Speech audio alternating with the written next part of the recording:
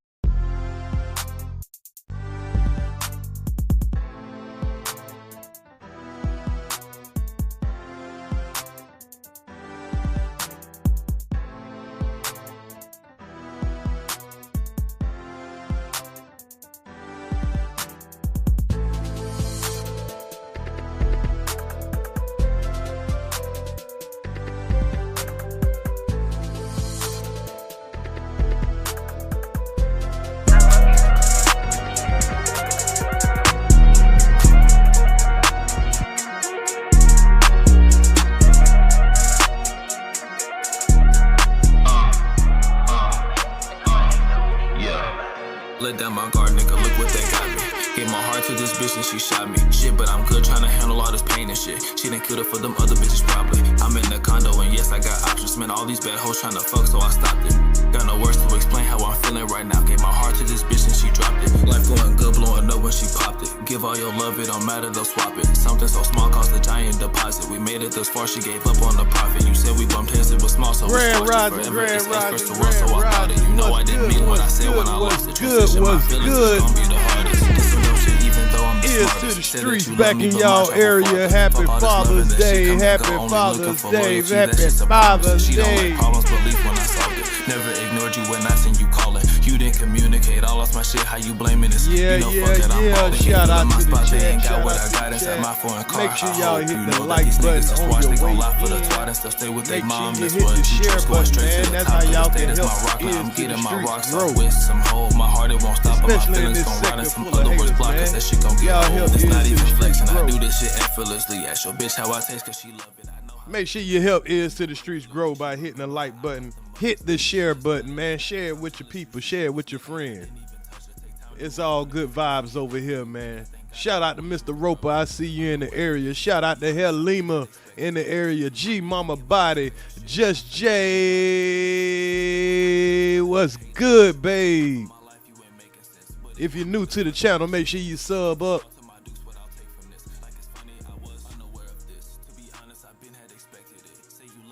Shout out to Mom Boss, man. Shout out to Mom Boss.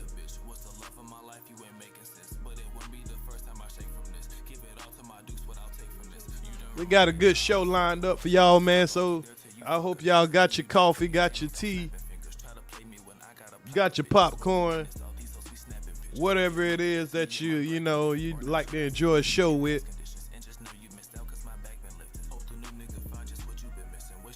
If you're catching the replay,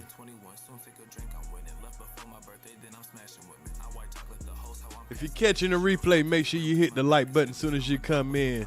Moaning Mo, what's good? What's good? You say, Earz, you changed your mind on the time. Glad I caught you. Yeah, I'm sorry about that. Soon as I was about to start, I started getting a whole bunch of, Father's Day phone calls and stuff like that. Y'all know how that be. So, shout out to my loved ones for hitting me up with the phone calls, man. Happy Father's Day to all the active fathers. Yeah, I didn't even make my coffee yet, man. But it's all good, man. I'm going to go ahead and start without making my coffee.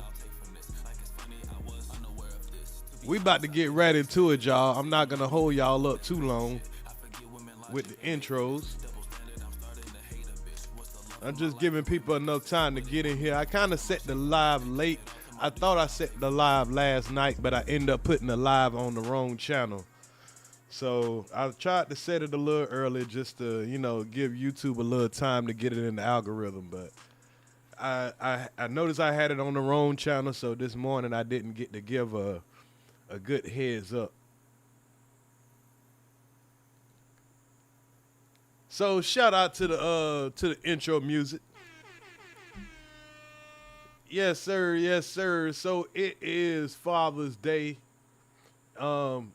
Before I get fully started, man, let's give a full shout out to all the fathers that's out there doing, the hard work, having to be the bad guy a lot of the times.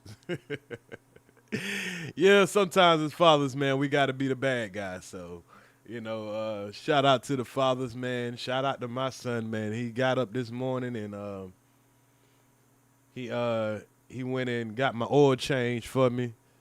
Went and got my car washed up, so my car looking all nice and beautiful, is ready to hit the road. So shout out to my son for showing me some Father's Day love. I got my happy Father's Day early in the morning. So, when you're doing what you're supposed to do, man, the only Father's Day you need is from your loved ones. Shout out to my nieces. My nieces done called me and wished me happy Father's Day. So, I'm feeling good this morning, y'all. I'm feeling good. Yes, sir, I am feeling good. So, unfortunately, man, there's a couple of stories we got to go through.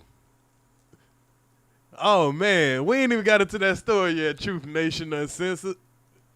We ain't even got into that story yet, but we going to get into it, man. And I'm going to drop the link, man, for anybody that want to give their opinions on any of the stories that we're going to cover. Let me go over the stories that we're going to cover. I might have should have uploaded a thumbnail for it, but we got a thumbnail, so y'all already know what the story is going to be about. But like I always like to do, I like to do a little breakdown of what I'm going to talk about today.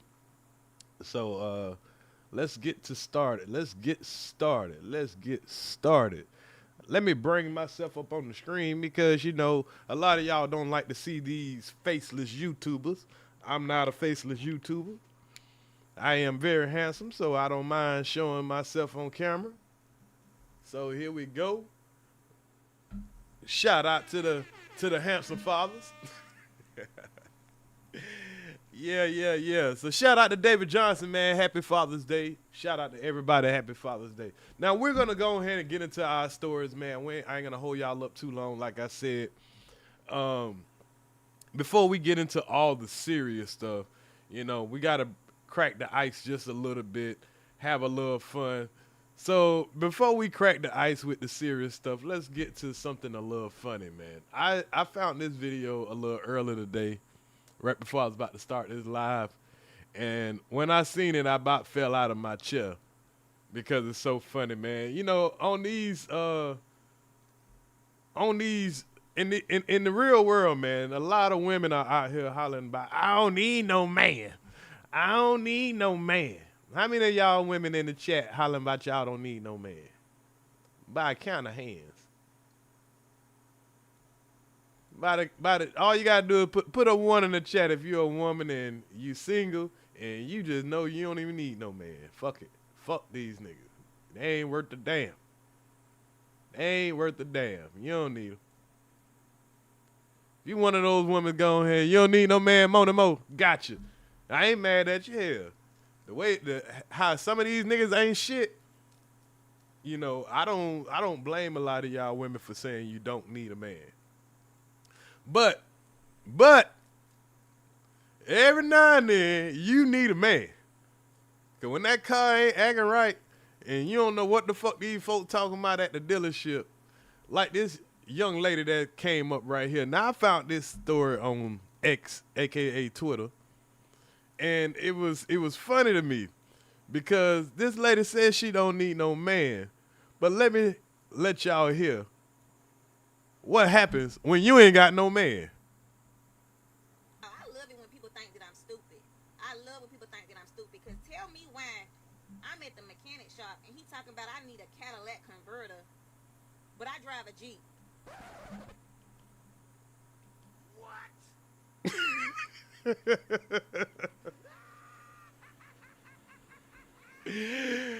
Oh my God. See, this is where a man would come in and say, girl, if you don't go sit your ass down, this is where your man's supposed to go kick in right here. You got a Jeep and you go to the shop and they tell you you need a catalytic converter. And you don't know what a catalytic converter is. Now you think you need a Cadillac to have a Cadillac converter. My girl say, I don't need no Cadillac converter. I got a Jeep.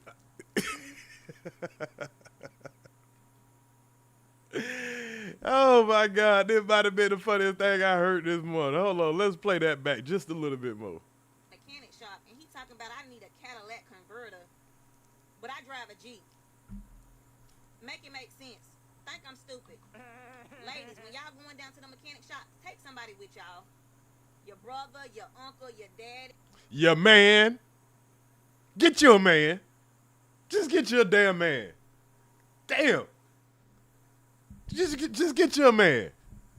Because this shit here shouldn't be happening. Your boyfriend, somebody. Stop going to these mechanic shops by yourselves because they know we don't know anything about cars. So they trying to give us any type of services we don't even need. And then you need this service, but you don't know that you should be goddamn researching what a catalytic converter is. We got information at our fingertips. And you still have people coming on the internet saying dumbass shit like this. She need a Jeep converter, y'all. Outrageous prices. Because I don't understand. Make it make sense. This is why y'all fellas, man, y'all got to stop looking at these women and like, oh, man, she's so pretty. She's so fine. Girl, no. You need to sit women down when you get to meet these women. You need to sit them down and have a conversation. I don't care how fine they is. I don't care how pretty they is, how fat their ass is. Sit them down and have a conversation. And a conversation that we're going to need to start having with these women when we sit down and we're meeting them and stuff. Hey, catalytic converter. What's the first thing come to your mind?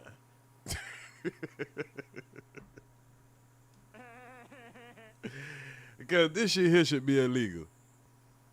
A Cadillac converter. I don't even have a Cadillac. A Jeep converter, maybe. They think we stupid, ladies.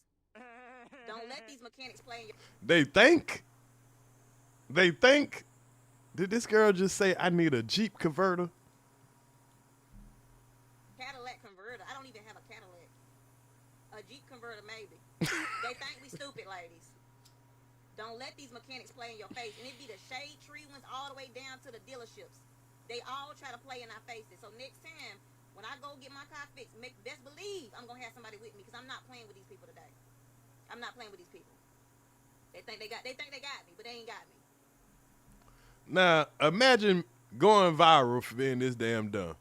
Ladies, before you get on X, Twitter, Instagram, Facebook, and start complaining about something, do a little research first. Don't be like this young lady and come on here and say some dumb shit and go viral for some shit you could have just Googled before you came on here and embarrassed yourself. This shit here got 1 million views. 1 million people just realized how dumb this woman is. Had to be, and just embarrassed our black women. I'm talking about just embarrassed our black women. Jeez Louise. But anyway, man. So let's get on to another short story just to break the ice of the stories that we got. If you just coming in, make sure you hit that like button. Make sure you hit your notification bell. If you haven't been getting your notifications, unsub, sub back up, and just hit the like button every time you see me live, man. You know, YouTube, they be in there, you know, they be on some bullshit sometimes. They don't always share my videos. You know, only if I'm talking shit. I'm talking shit, man, I'll be the first thing you see as soon as you come on live. But when I ain't talking shit, all of a sudden everybody got to go search for my information. So it is what it is, man. We're going to keep rocking the way we rocking. Man, a Jeep converter, y'all. A Jeep converter, not a Cadillac converter, a Jeep converter. Jeez Louise. Boy, I couldn't make this shit up. I could not make that up. But anyway, man, let's get on to our next story, man. So our next story is, man, we had the BET Awards that happened, I believe it was last weekend. I don't watch the BET Awards. Do any of y'all watch the BET Awards? Because I've been stopped watching the BET Awards probably a decade ago. I mean, it's watered down. I mean, it's not. It doesn't seem like it's catered for the talent no more. I seen where they gave, what her name is, Angel Reese. Angel Reese has won Sportswoman of the Year 3 years in a row. Can y'all believe that? I mean, she's won Sportswoman of the Year, and I'm not mad at her for winning. I mean, maybe 1 year, you know, because that year that they went to the finals, she definitely was the hot topic. You know, she was killing it. Everything was going good for her. Second year in a row, I don't know. You lost. I don't think they even made the playoffs, or they didn't win the championship. I know that much. But the third year, which was this year, and you got a lot of women that are doing great in the world of women's sports. So, I mean, Angela Reese has become, you know, pretty much eye candy. You know, a lot of guys, you know, they fantasize about her. She's been complaining lately about being sexualized, but every time you turn around, she's twerking, you know, and doing all kind of shit to make you sexualize her. And then she turns around and complain that a person like Shaq says the only how people will watch the WNBA if y'all run around and, you know, in lingerie. And I kind of agree, you know, not being misogynistic, but I mean, it ain't like they dunking or no shit like that, you know. So, I mean, women's basketball is not that interesting. I mean, in real life, yeah, but if I gotta watch it on TV, nah. But back to the BET Awards, man. So, you know, at the BET Awards, you have everybody that's supposed to be somebody.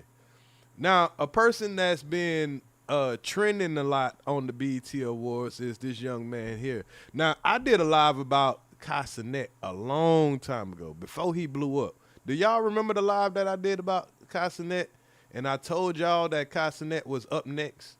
He reminded me of a young Kevin Hart, and that I can see in the future him and Kevin Hart doing a lot of work together. I predicted that. If you are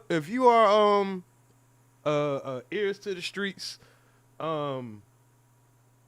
Wabbit Patrol member, or, you know, active watcher Earz to the Streetz, y'all remember when I first started speaking on Cenat, and I was telling you how talented the young man was, and that, you know, in the future he would be doing I could see him doing a lot of movies and shows and, you know, collabs and all that stuff. So turns out I was right. Cenat has exploded on the scene. Everybody knows him now.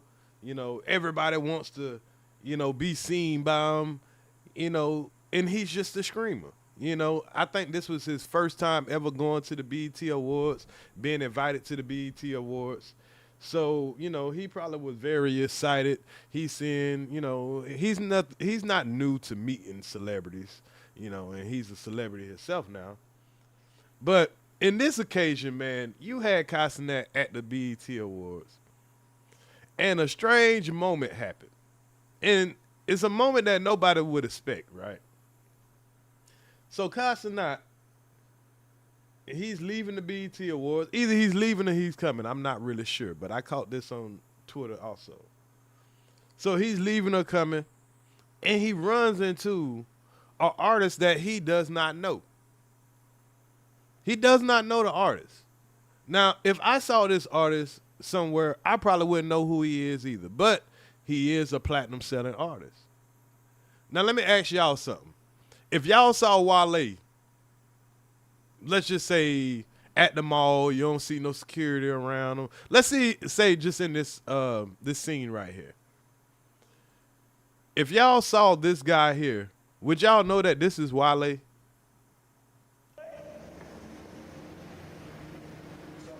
What up, Rusty? You good?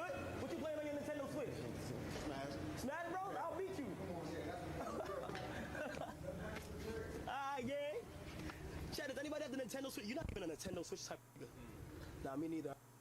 So this man, he just rolled up on this guy, you know, not knowing who he was, not recognizing who he was. And I don't think any of us, when I first saw this video, I didn't know who this was. Even when he kind of came into the light. But that shows you how genuine Cenat is. He seen a guy, don't know who he is, but he didn't act all bougie. This man is on the top of the world right now. He didn't act all bougie. He didn't act like, nah, I ain't gonna touch that dude. I don't know who that dude is. You know, nah. He dapped the man up, showed him love, created a fake conversation. That's just genuine. Didn't act like a big time celebrity. We ain't heard shit from Wale in years. Salute, 40. We ain't heard from Wale in years. I barely listened to Wale even when he was a rapper. Like that Lotus Flowers shit. I mean, that was nice for the radio, but it wasn't for people like me.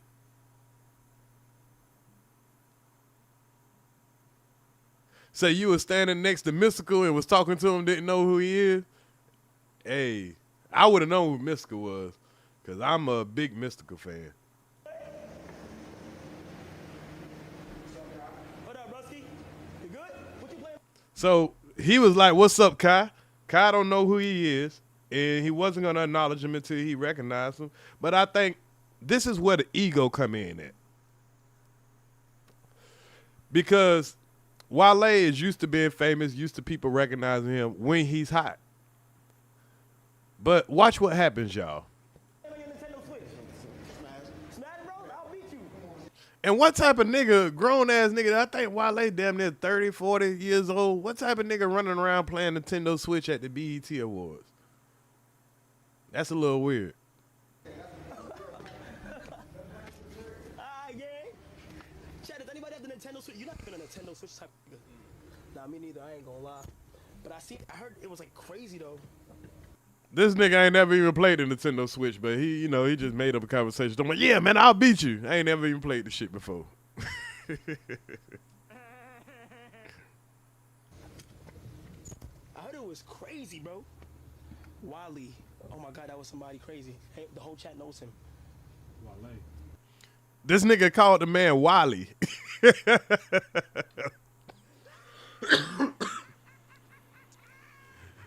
So immediately the whole chat like, God, that's Wale, that's Wale. And he like, Wale, oh shit, that's crazy. The whole chat know him. He don't know who the man is. He just realized that he just dapped up somebody he didn't know.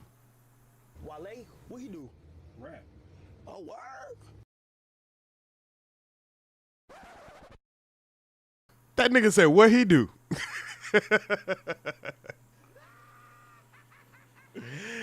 Oh, man.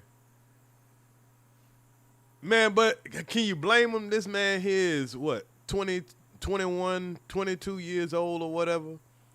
Wale was the shit, 10 years ago? He wasn't really the shit, but, you know, he was popular 10 years ago. He's popping now. Why would this man give a fuck about a damn Wale? But Wale got in his feelings, y'all.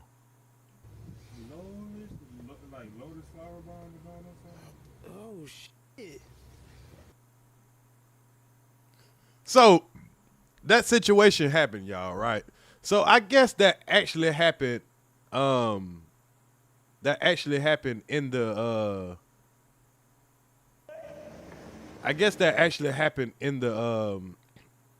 before the show actually started. So now, Cenat, you know, he's mixing and mingling. Now he's up here with Snoop Dogg, minding his business. He done forgot about a Wale, Willie, whatever the hell this nigga name is. He done forgot all about the situation. But leave it up to a tender ass, sensitive, egomanic ass, lame ass nigga like Wale. Now, I've heard Wale is lame on many occasions, but I don't know the man personally. But leave it up to one of these rappers with these big old egos. This fool, Wale, rolls up on Cenat and try to confront him about what the internet is saying. And look at little shawty right here. She all in the damn mix. How the hell she got this seat? That must be Beyonce's daughter or something. Is that little Blue Ivy?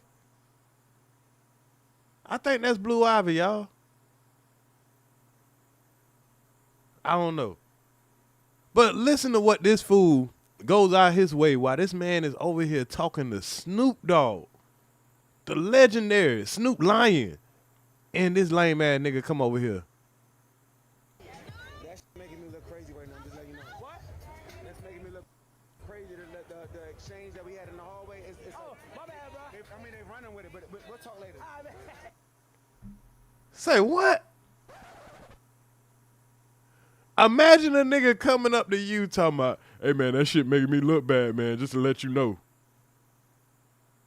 Just to let you know, man, that little shit that we had in the hallway. What, nigga, me speaking to you?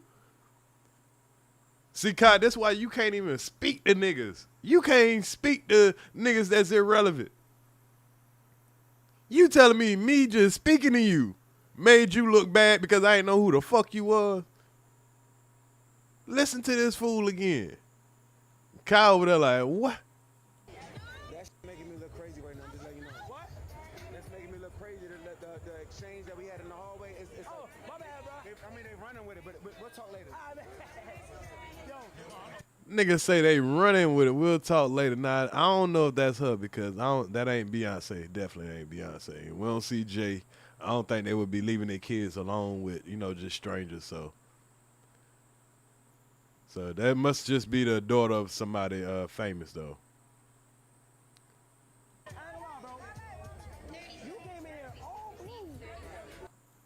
That nigga changed the subject real fast. That shit changed so fast.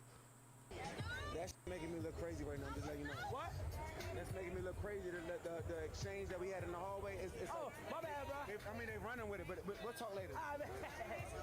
You say I know damn well there ain't no Blue Ivy. I don't know. I ain't seen it in a long time. My fault. I might have tried Blue Ivy with that shit. My fault. But this nigga should get they should have gave this nigga the lamest rapper of the year award. They should have made that award up when they seen this clip. Next year, they need to be like, hey, we got a new category, lamest rapper of the year. And this comes from some lame shit this rapper did last year. And they should show this video and have this nigga face right here on the award. And from now on, when they give away the lamest rapper award, they should be like, we giving away the Wale award. Yeah, we giving away the Wale award for the lamest rapper of the year. Because this was some super lame ass shit to go confront this man about some shit he didn't have nothing, no control over. This man was just minding his business. You say, hey, what's up, Kai? I say, hey, what's up to you? Act like I want to play the game that you playing, and I didn't know who the fuck you was. What you want the man to change his initial response? We'll talk about it later. No, we won't. Kai gonna block that fool as soon as he leave this event. He probably about to block him in a second. And look at Snoop. Snoop looking like, I know. I can imagine what Snoop would have said to this fool. That's making me look crazy right now. Just letting you know. What? That's making me look crazy. The exchange that we had in the hallway. Oh, my bad, bro. I mean, they running with it, but we're talking. We gonna call it the Wale Award. Call it the Wale Award.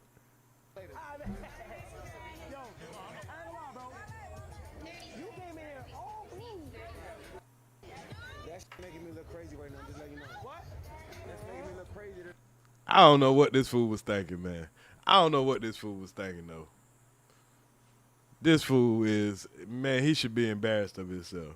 That shit making me look crazy right now, man. This shit making me look crazy. Nah, nigga, you been looking crazy, bro. And since old boy told about Diddy hanging your ass, y'all know this the same nigga Diddy held over the balcony, right?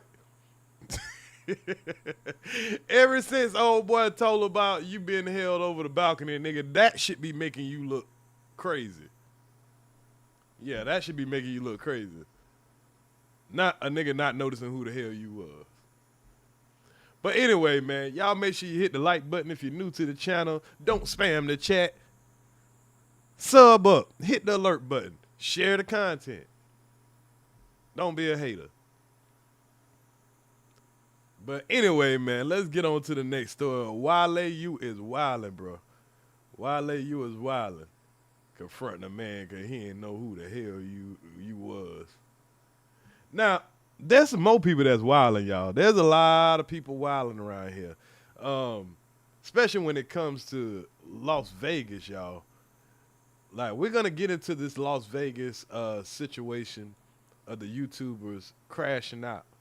But before we get into the YouTubers crashing out, we definitely need to get into this new situation that's been reported on this morning, where we have a Democratic lawmaker, two Democratic lawmakers that was unalived this morning, and then another Democratic lawmaker that was targeted, and it was found out that there was more that was supposed to be targeted. But before we get into that, though, those are going to be our two last stories because, you know, we want to save the longer stories for last.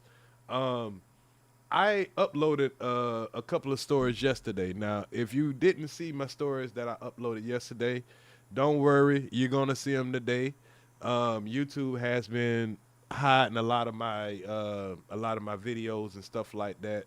They're not circulating, but I'm going to keep working on them. If I got to keep uploading, keep doing shorts, if I got to, you know, start upping the tempo of how many videos I upload, changing around what I put in the description, you know, I'm definitely going to make sure these videos get out because I'm getting better with my editing.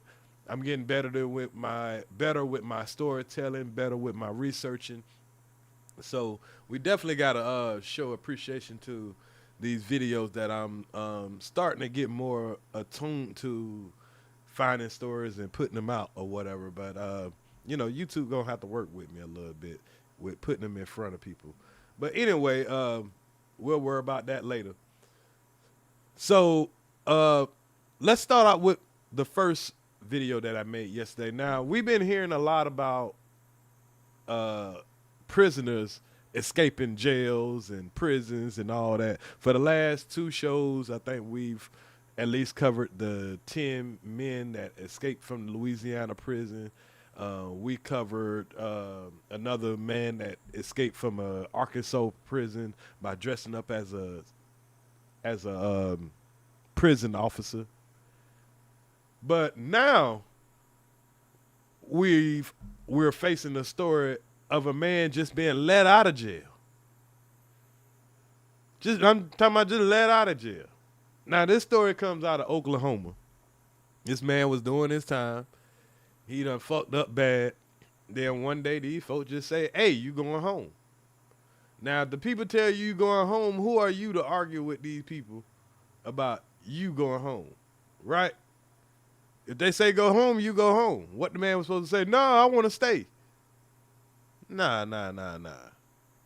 So we got two stories right here that I don't have to do a lot of commentary on because I already did commentary on.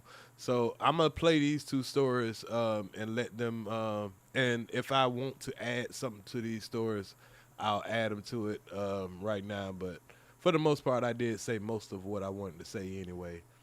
So let's check them out.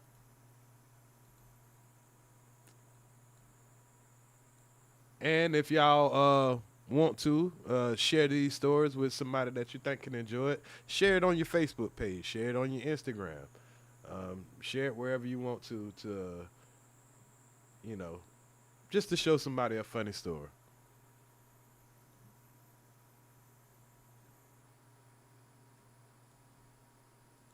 All right, so here we go. A shocking phone call into our newsroom just hours ago from Cleveland County inmate. Earz to the streets, back in your area with another exclusive video. Before we get started, make sure you hit the like button, share this with a friend. Let's go. Now, if you ever been locked up, there's 3 magical words that you always waiting to hear, and that's pack it up. Now, anybody that ever been locked up now, y'all know I ain't lying right here, right? I ain't lying. Those are magical words when you doing a little bit of county time or whenever you know you doing time. Oh, yeah. When they holler pack it up, man, y'all can have all those zooms and whams here. You can have my pillow. You can have my sheet. You up out of there. But one thing you never want to hear after you've been told to pack it up and you done went home, you done been smashing cheeks. From a Cleveland County inmate, the sheriff admits was mistakenly let out of jail. A judge has made it clear he didn't allow it. News 4's John Hayes tells us what the suspect had to say and what the sheriff says went wrong. But yeah, you done been out, you done been doing all the things that a free man gets to do because you was told that you didn't have any probation. You didn't have anything that you were obligated to do. You was a free man. And then you get a call saying, hey, we made a mistake. Cleveland County Sheriff Chris Amison says this all happened because a jail clerk, quote, misinterpreted a judge's order, letting a convicted robber accused of kidnapping and strangling a woman he dated go free. All right, face it. Your life is a complete mess right now. The laundry's not folded.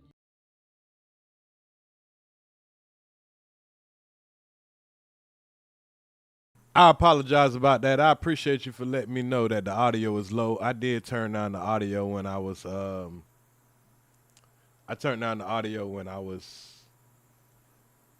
talking over the what's the name. So I'm gonna start the video back over because I did have the audio turned down. Sorry about that, y'all. You haven't exercised in weeks. Call into our newsroom just hours ago from Cleveland County inmate. Earz to the streets, back in your area with another exclusive video. Before we get started, make sure you hit the like button, share this with a friend. Let's go. Now, if you ever been locked up, there's 3 magical words that you always waiting to hear. And that's pack it up. Oh yeah. When they holler pack it up, man, y'all can have all those zooms and whams here. You can have my pillow, you can have my sheet. You up out of there. But one thing you never want to hear after you've been told to pack it up and you done went home, you done been smashing cheeks. From a Cleveland County inmate, the sheriff admits was mistakenly let out of jail. A judge has made it clear he didn't allow it. News 4's John Hayes tells us what the suspect had to say and what the sheriff says went wrong. But yeah, you done been out, you done been doing all the things that a free man gets to do because you was told that you didn't have any probation. You didn't have anything that you were obligated to do. You was a free man. And then you get a call saying, hey, we made a mistake. Cleveland County Sheriff Chris Amison says this all happened because a jail clerk, quote, misinterpreted a judge's order, letting a convicted robber accused of kidnapping and strangling a woman he dated go free. I just want this to be over with. A living nightmare for a Norman woman we're calling DW, all because of a mistake. She says she's terrified to even open her door, only agreeing to talk to us over the phone. I fear for my safety. That's because 2 years after court documents say her ex-boyfriend, Michael Bodner, broke into her apartment, refused to let her leave, and choked her, he's been let out of the Cleveland County Jail. The sheriff admits was mistakenly let out of jail. A judge has made it clear he didn't allow it. News 4's John Hayes tells us what the suspect had to say and what the sheriff says went wrong. The problem, according to online records, a judge, court documents, and even County Sheriff Chris Amison, that was never supposed to happen. I called the DA and the DA said Judge Tupper had never signed for him to be released. April 28th, District Judge Michael Tupper signed off on this order. You can see he crossed off a box, setting the next step in Bodner's case for July 14th. He did not cross off on this box, ordering Bodner to be released from the jail. But in a statement sent to us Wednesday, Cleveland County Sheriff Chris Amison says, based on past practice with similar orders, this particular document was unfortunately misinterpreted by a detention clerk. They should feel ashamed of themselves. I thought they were better qualified than that. Amison did not respond to a request for an interview with us, but we did get a surprising call from Bodner hours before this report you're watching was set to air. But I gotta understand where this lady is coming from. This lady has been choked out. This is his ex-wife. He broke into her place. She has to be petrified that this guy is on the streets, but they trying to act like they don't want to say her name, like he don't know who she is. But well, I don't want the news to just say something bad about me. They let me out. He disputes DW's allegations and says he wasn't given any conditions when he was released months ago, so he assumed the charges were dropped. If somebody made a mistake, somebody needs to be held accountable for what they did. This isn't fair to me. This isn't fair to my mental state. This isn't fair to anybody around me. Not only in 2025 will somebody that get let out of jail, break out of jail, they get to call in and plead their case, man. I don't want the news to just say something bad about me. They let me out. He disputes DW's allegations and says he wasn't given any conditions when he was released months ago, so he assumed the charges were dropped. If somebody made a mistake, somebody needs to be held accountable for what they did. This isn't fair to me. This isn't fair to my mental state. This isn't fair to anybody around me. Oh, because of a mistake. The jail has been making mistakes. And I want that to be known also. Now, a warrant has been issued for Bodner's arrest. He told me, though, he plans to turn himself in the next day or two after he takes care of some things, including saying goodbye to his family again. Now, what you mean, turn yourself in? Turn myself in.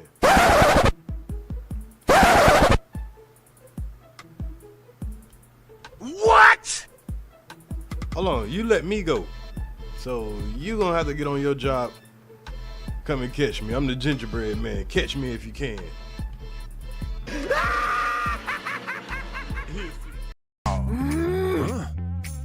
No.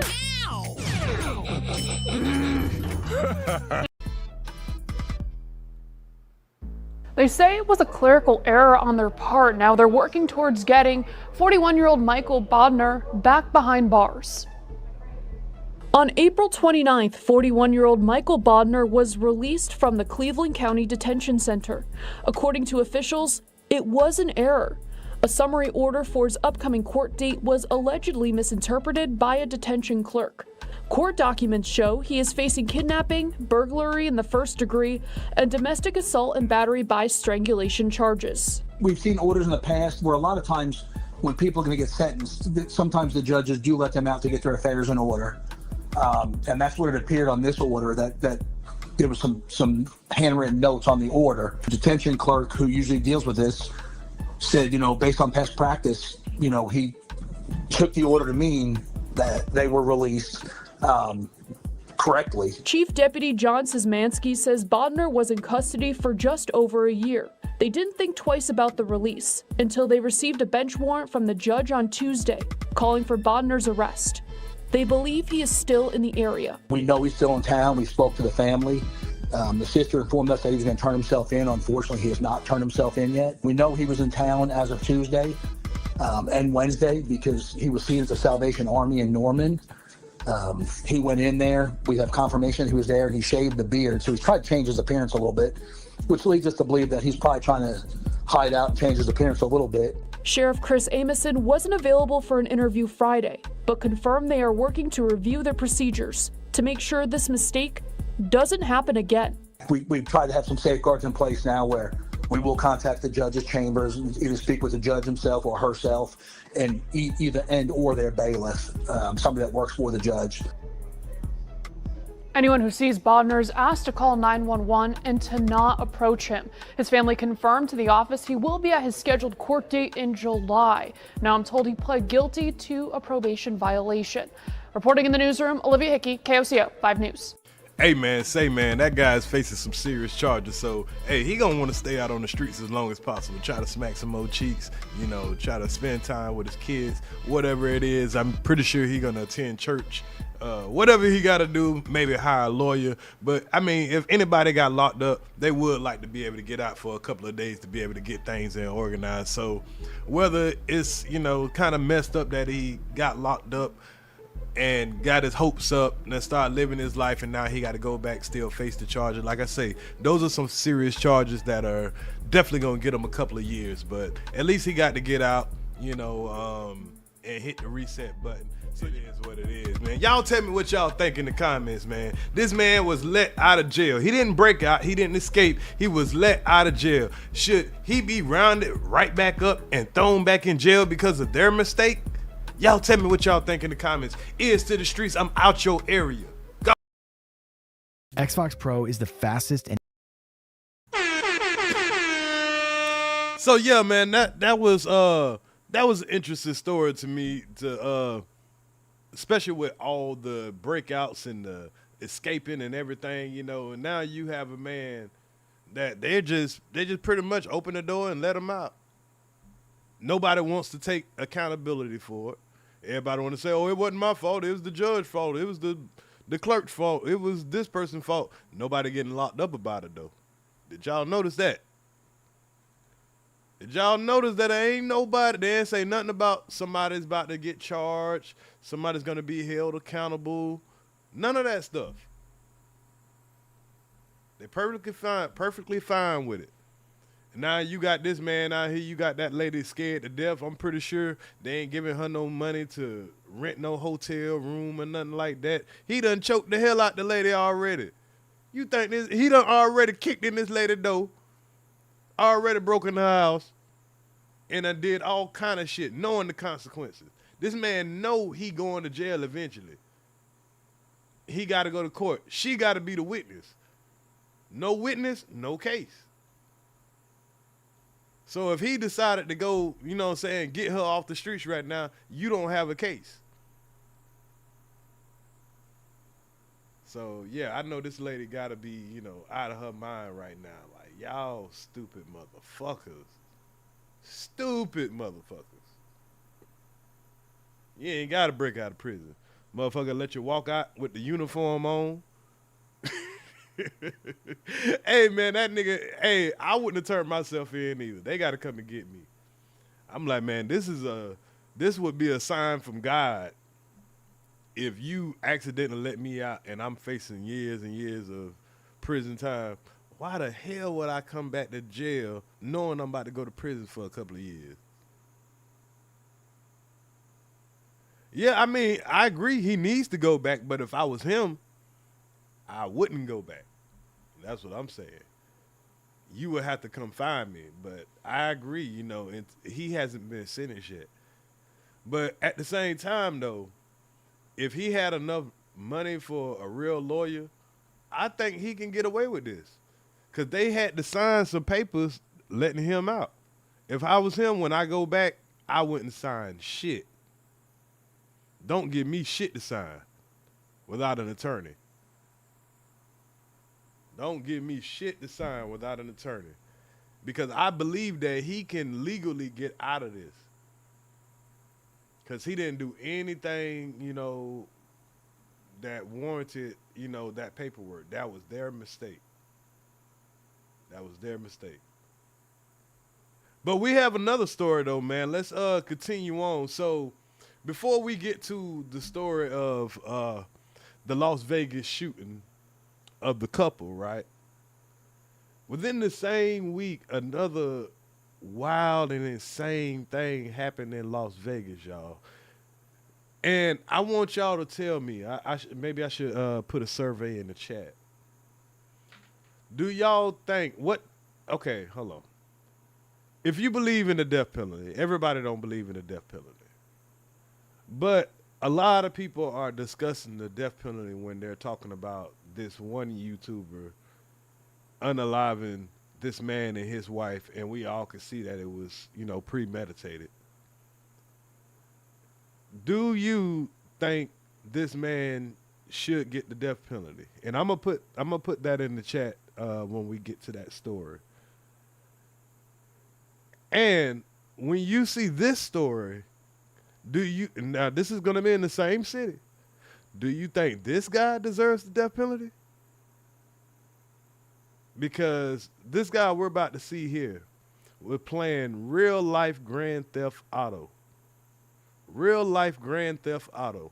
I'm talking about, nigga, you run up, you unalive somebody, you run outside, you find a car, throw somebody out of the car, get in the car, drive around, you wreck that car, it's starting to smoke, so you run out of the car, you go yank somebody else out of their car, get in that car, wreck that car, then go rob somebody else. Well, not rob them, but hold 2 more people hostage, make them drive till the police have to run you off of the road. Now, if I just told y'all some shit like that happened, y'all be like, Earz, okay, that sound like a movie. That sound like a video game. It sound like a rap video. But y'all know I ain't lying. You know I ain't lying. I got him on video. So let's check out this video. And this video is on, has an upload to it that I already did an upload to. I don't know, YouTube might have not showed y'all this video. It could have showed you the video. I don't know. So we'll just go over it anyway.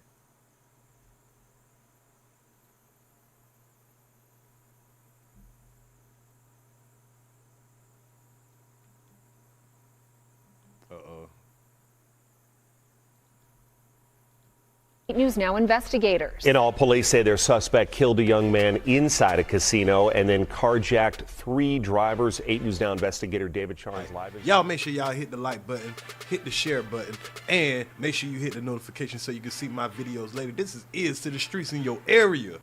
Yeah, y'all need to do what that handsome dude right there said. Pause. Yeah, y'all need to do that. Hit the like, hit the share. Y'all know it's up. I ain't lying. Money coming about 100 miles, you can look and tell I be having it. Ever since I jumped off the porch, I took an oath to go after it. Guacamole, that fettuccine. Yeah, Nevada is, I ain't gonna say, yeah, they is an odd state. They got prostitution, they got weed, they got gambling. Sin State, fuck Sin City. Get you in the stove heat, water running, money coming, I'm moving up just like Georgia Weaver. You believe it, I'm certified. Hustle hard from 9 to 9. I done took about 100 losses, but they came up about 1,000 times. All right, y'all. So all y'all know, man, we're living in some scary times now. I mean, during the 90s, there was a whole bunch of crack smoking, and then there was a whole bunch of ecstasy taking and, molly popping in the early 2000s. So those babies have grown to be real life savages. I mean, with the game Grand Theft Auto always updating. I mean, I think a lot of those kids that grew up around that era, they thought that they could really do that. So we're about to see a real example of some real Grand Theft Auto stuff. I ain't lying. And I need everybody to watch their crossfire and watch your face of fire. We now have a victim inside this car.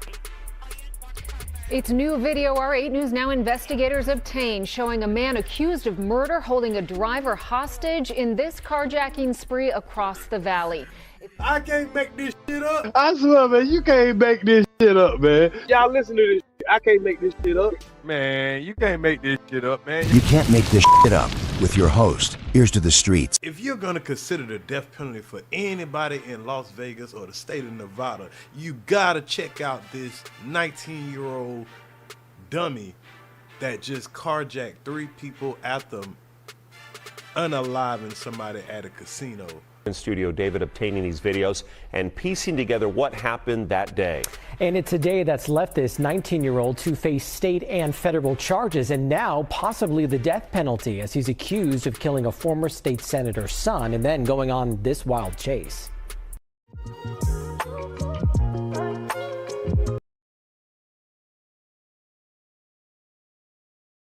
Videos the 8 News Now investigators obtained start here around 3 in the morning. A security officer at the Aliante Casino talks to 19-year-old Arian Wormsley as he and another young man sit in a stolen car in the garage. Documents revealing it was the second time that same officer interacted with the pair that night. Less than an hour later, surveillance video from inside the casino shows 23-year-old Neonche Osborne walking around. He and a man police identified as Wormsley start talking when suddenly Wormsley hits Osborne over the head. He then shoots him several times. Police say Wormsley then... Now, I didn't expound over this part that much. I only expounded over more of the carjacking. But this is a crazy situation right here, though. So, the YNs, they in the parking garage. And this is how dumb some of these YNs is.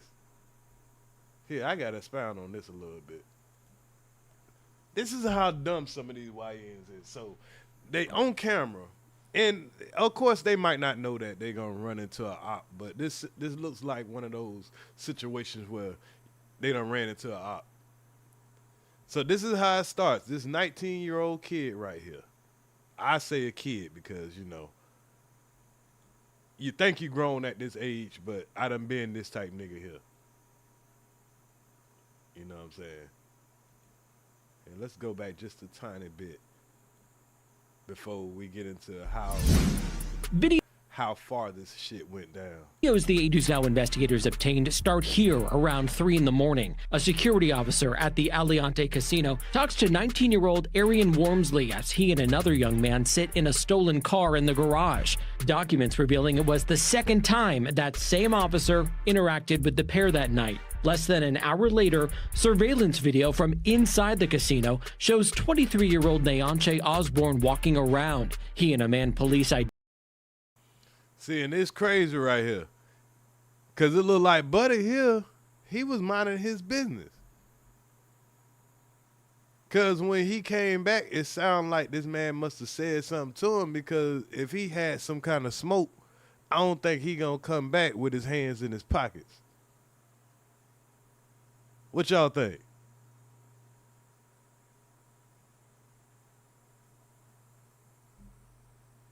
Identified as Wormsley start talking when suddenly Wormsley... The nigga just took the tool out and tried to hit the man in the head with the pistol.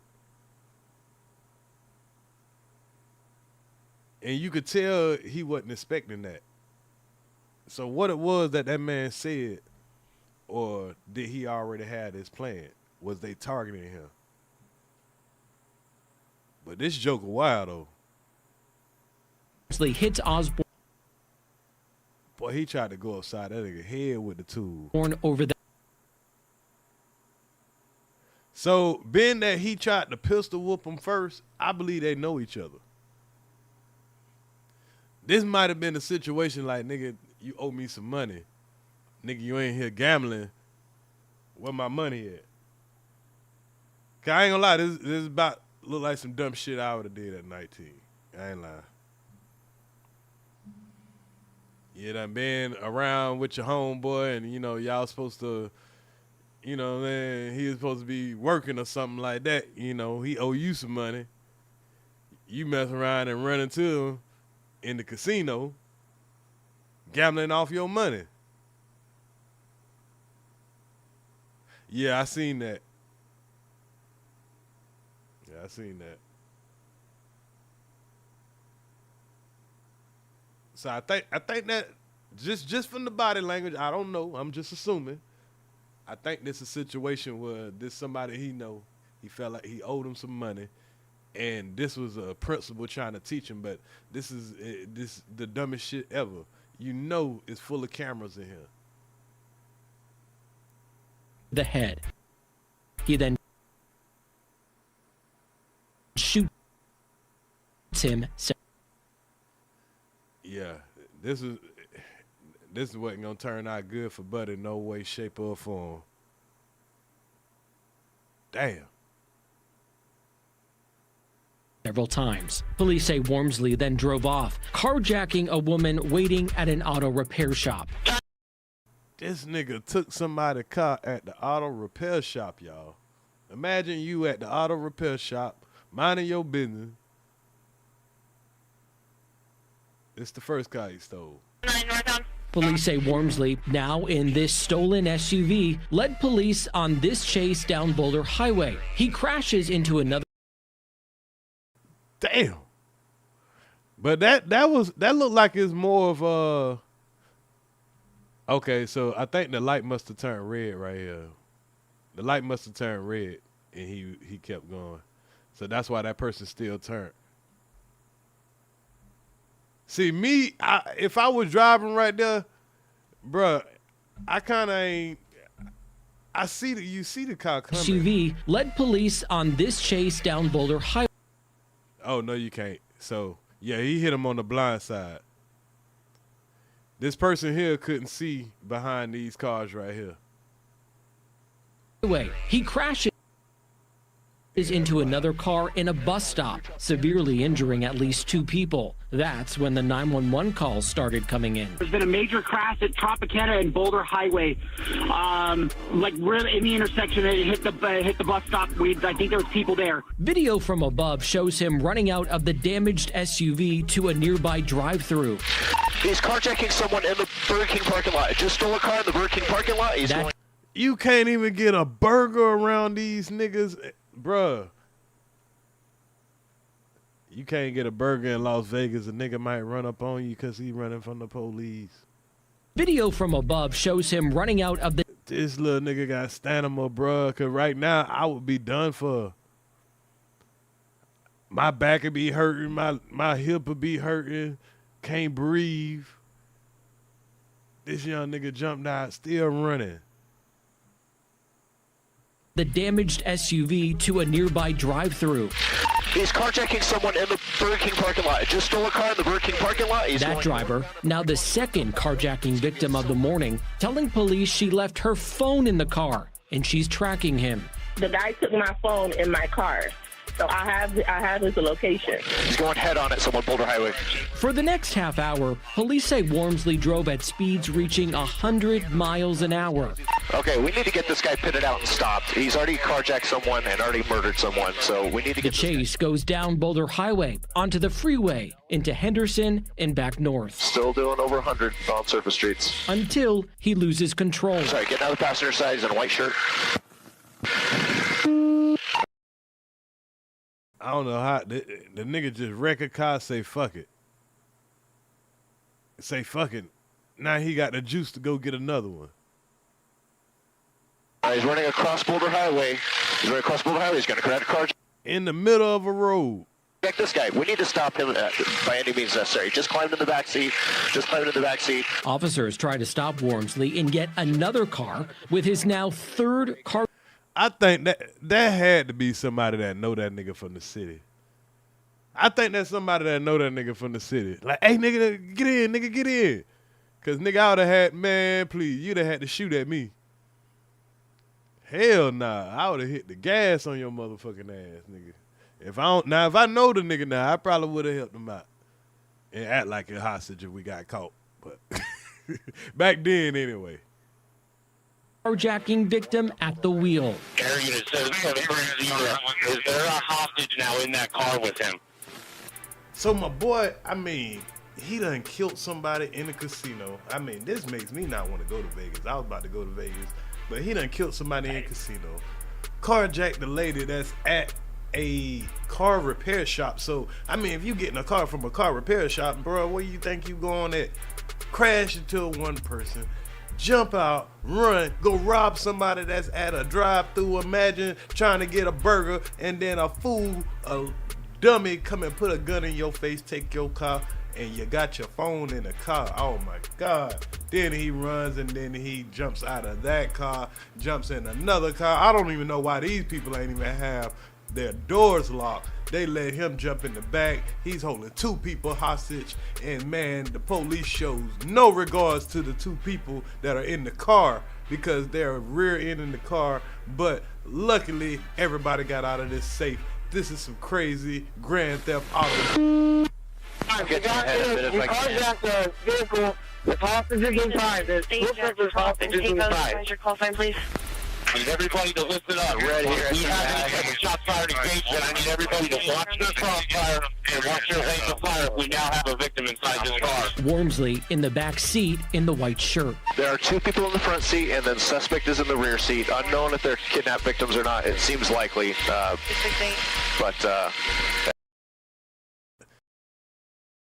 It seems likely, but nah, bro. Well, like I said, I don't even know. I'm pretty sure those people got questions. But at this point, we're doing 85 northbound Boulder Highway for past the 95. Officers eventually ramming that car with at least 4 different cruisers crashing. See, the way they attacking that car, it's like they don't give a fuck about the people that's in there. The people in there must be down with them. That's how they going at it. Cause y'all just seen the nigga carjack me. So why the hell are y'all, you know what I'm saying, trying to spin my car out? They don't give a fuck if they kill them people too. Officers eventually ramming that car with at least 4 different cruisers crashing into it. Police then converge on it, pulling Wormsley out. One of their body cameras capturing this image as police took him into custody. Ain't no fucking way, bro. You did all that, bro. You might as well just let them kill you, bro. I'm just saying. I know, you know, you're 19, you about to do 185 years. I mean, you done did all that. Not something you see here every day. As you saw there, Wormsley is accused of carjacking 3 drivers, and there is no specific Nevada law for that, leading to those federal charges. They ain't even got no law for that shit yet. That nigga was the first to do some shit. They don't even know how to charge the nigga yet.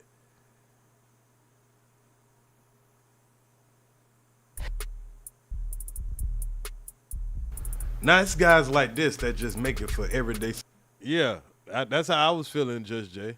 How you paying for all the damage you did to my Buick? I ain't lying. Like, come on now. We got to do something about that. Who paying for this shit? The lady that was at Burger King. See, that's why in Florida you got to have that uninsured motorist. Yeah, uninsured motorist. You better add that to your insurance for bullshit like this.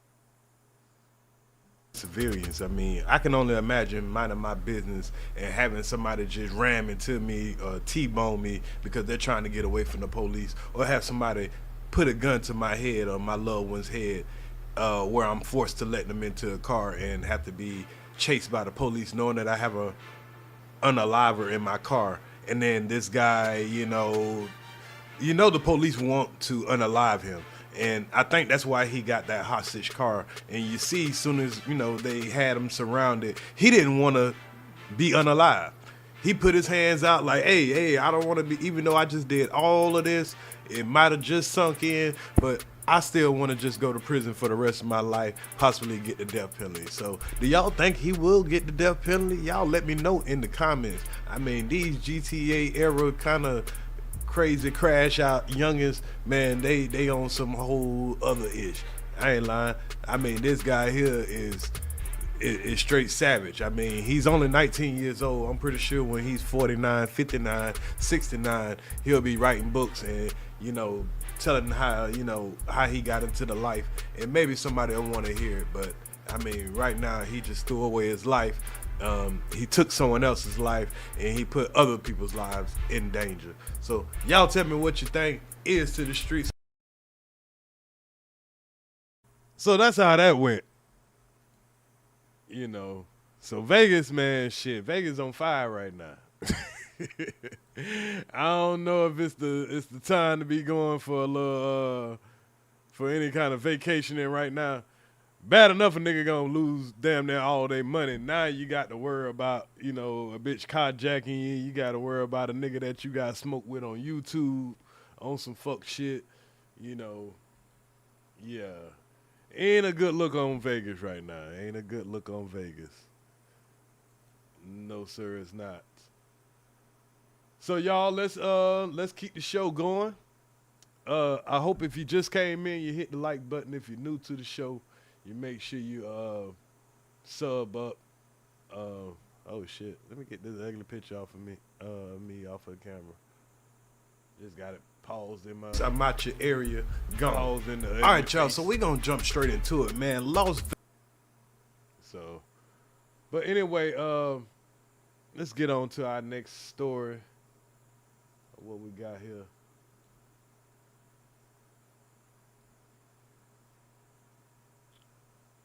Hold up. Let's take this down real quick. Let's take us a quick commercial break and come back with the next story. That way I can get lined up, get this thing lined up real quick. I think we got 2 more stories, 2 more segments. The next one, the FBI is offering a $50,000. Next one we're gonna go over. It's about this these Democratic electeds that's been targeted. We got a lot of people, you know, that have different opinions about it. So we're gonna get into that real quick. It's a fairly fresh story. The guy haven't been arrested yet. But there's a lot of questions that I want to ask about this situation also. So that'll be the next topic that we're coming back with. And I accidentally clicked out of my playlist. Sorry about that, y'all.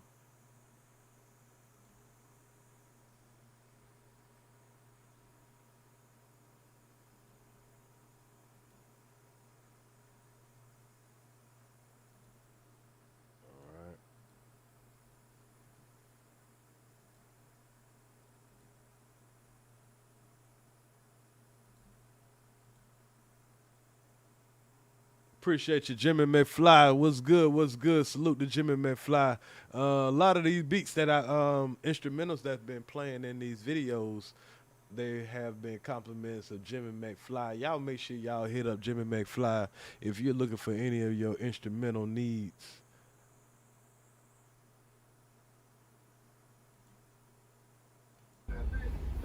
Make sure you put your email in the chat, Jimmy.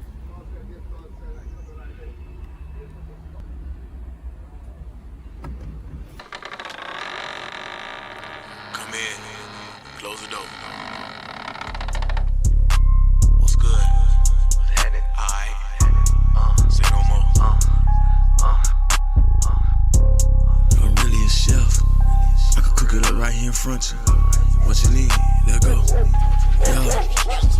I'm really a chef, cook it right out of left. Run up a check till I run out of breath. Point them out, make them live what they route. Big cap niggas ain't living like that. Do the most, get too close, you a ghost. Dope is a dope, you get more than a dose. Give all that I got till it ain't nothing left. I don't need no help, I could do it myself. I'm really a chef, cook it right out of left. Run up a check till I run out of breath. Point them out, make them live what they route. Big cap niggas ain't living like that. Do the most, get too close, you a ghost. Dope is a dope, you get more than a dose. Give all that I got till it ain't nothing left. I don't need no help, I could do it myself. Niggas big cat like a Mexican Fiesta.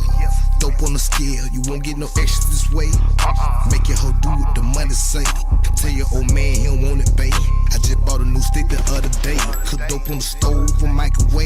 The neighbors don't like the J's, they keep coming. Come on, I'ma keep serving the dumb and defy the rent. Shit smell like fungus. No Q and I just the city. Keep fuck out my business, I'm just being honest. Keep dealers and killers a mummy. Wrap your ass up like a mummy. Stack that little white hood and dip on her. I feel like OJ, little homie. Told the plug the card, Malone. Send it to the Pope man. Freddie P fly the most, higher than most. Try me, didn't I see a ghost? Now they 3 OG OG gang, oh, let's go.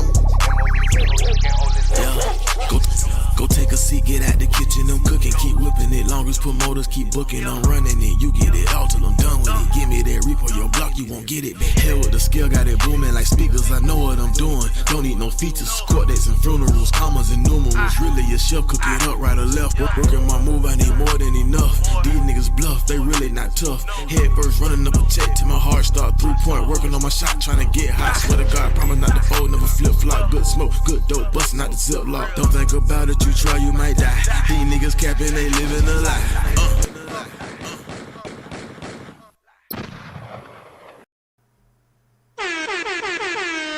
All right, y'all, we back. Earz to the Streets back in your area. Make sure you hit the like button. Share the content. So, next we're going to jump into the situation that happened as recent as this morning, man.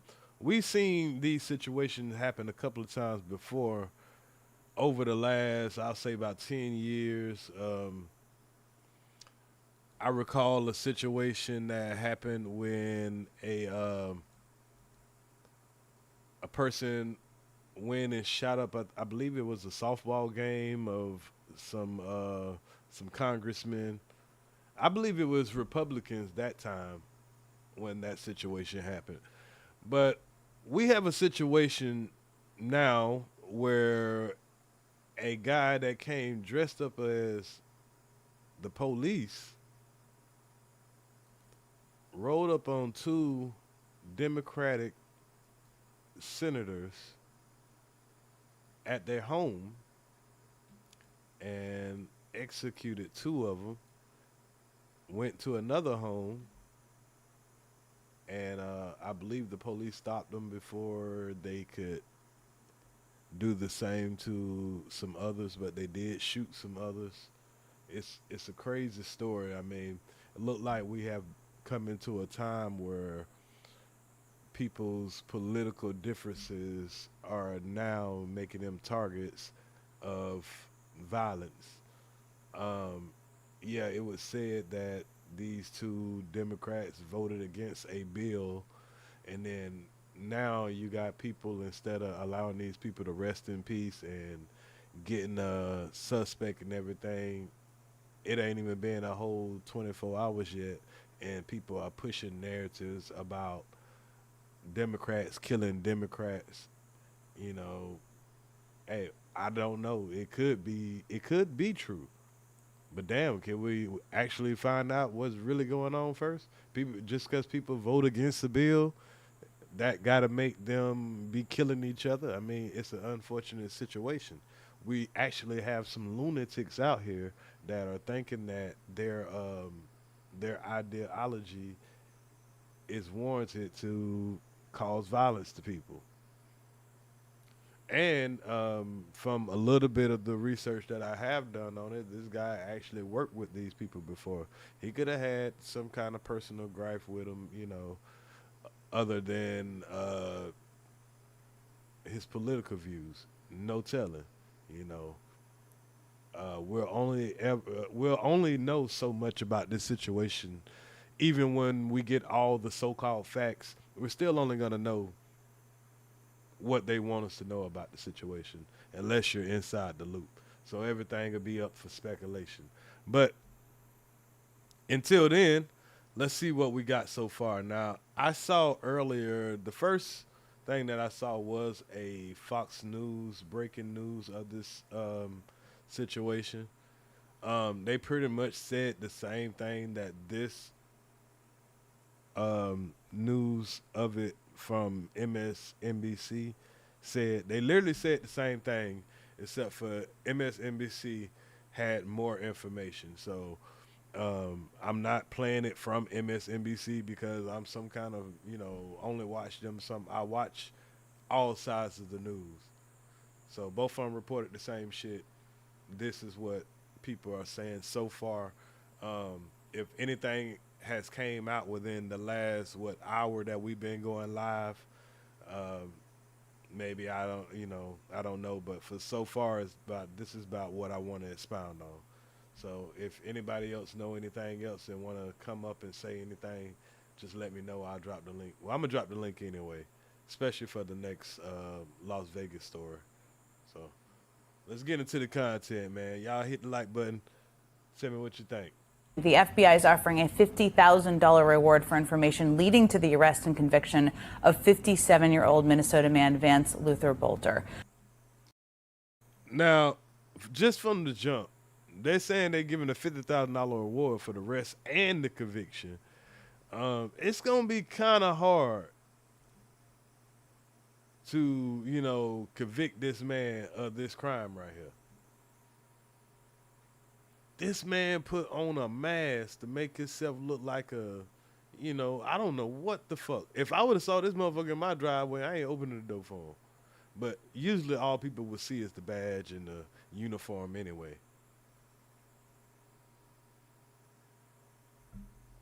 A suspect in the assassination of a top state lawmaker. That is the chilling footage and photos that we've all seen today of him at her door. Melissa Hortman, a member of the Democratic Farmer Labor Party and a former Speaker of the State House, and her husband Mark. Okay, so these people are a member of the Democratic Labor Party, or Farmers Party. I'm sorry, I want to make sure we heard that right. And a member of the Democratic Farmer Labor Party and a former Speaker. Farmer Labor Party. Okay. Of the State House, and her husband Mark. They were shot and killed early this And the Speaker at the State House. Okay, cool. morning. Boelter is also a suspect in an attack on another lawmaker, State Senator John Hoffman, and his wife Yvette. They are expected to survive multiple gunshot wounds. So I guess a lot of people are going to say, okay, you know, they sent out this one guy to go off, you know, as many Democrats as possible. You know, let's go get rid of all the ones that don't vote how we vote and all that stuff like that. Makes absolutely no sense. I think there are bigger targets than these people here. But let's say you're going with that. This is in the state of Minnesota. Officials released this photo of the suspect taken this morning in Minneapolis, saying they believe he is working to flee the Twin Cities area. Officials believe the attacks were politically motivated. They say he left behind a list. Now, there's a question that pops in my head. Okay, if he was dressed up as the officer, which is we're about to get to, how are they 100% sure that's the same guy? List of potential targets. According to an official who has seen the list, the targets are prominent pro-choice individuals in Minnesota, including many Democratic lawmakers who have been outspoken about pro-choice policy positions. They also found dozens of pieces of paper with the words "No Kings" scrawled on them in a car used by the suspect. What those words mean to the suspect, what connection they might have to thousands of protests today, is still unclear. If we learn more, we will certainly bring that all to you. But joining me now is Ken Martin. He is the chair of the Democratic National Committee. He's a proud son of Minnesota. So, hold on. Let me see if this is the video that I was... Oh, this is not the video that I was trying to get to. Hold up. This wasn't the video I was using.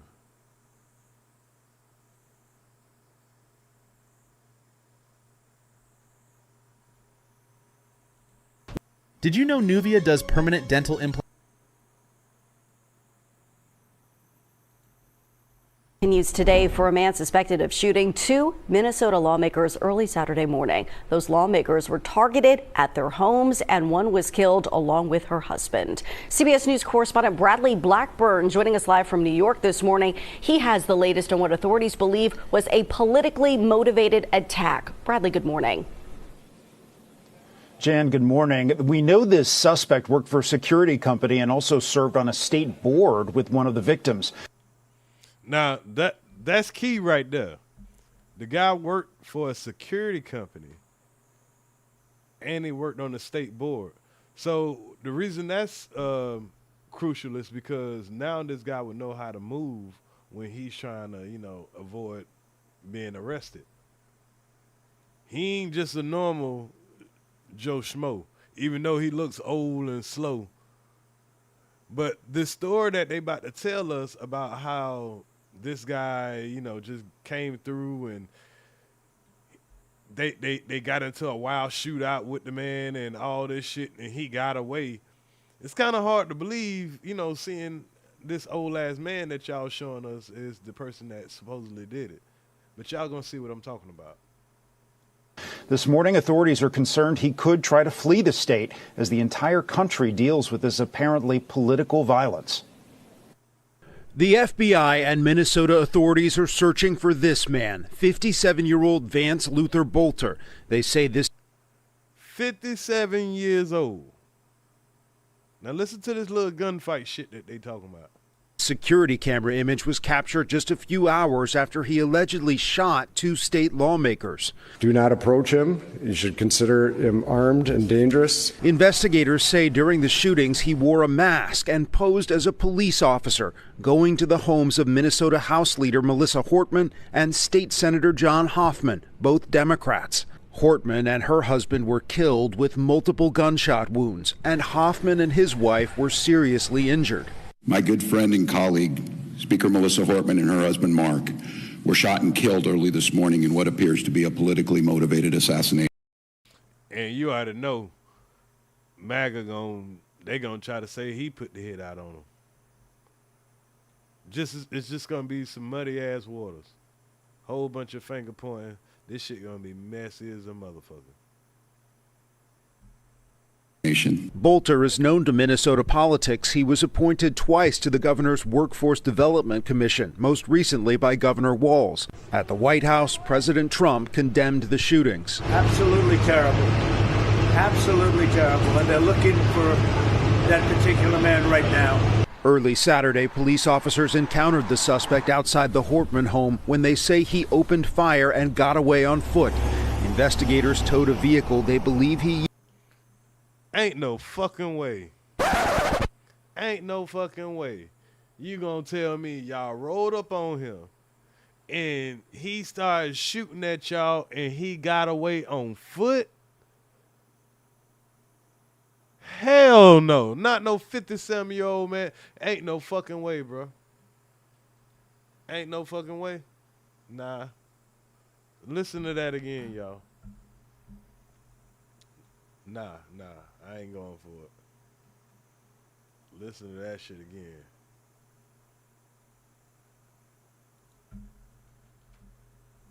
Absolutely terrible. And they're looking for that particular man right now. Early Saturday, police officers encountered the suspect outside the Hortman home when they say he opened fire and got away on foot.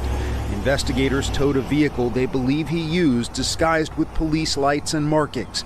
They say inside they found no King's flyers and a list of 50 potential targets, including abortion rights advocates, abortion facilities, and other officials outside Minnesota.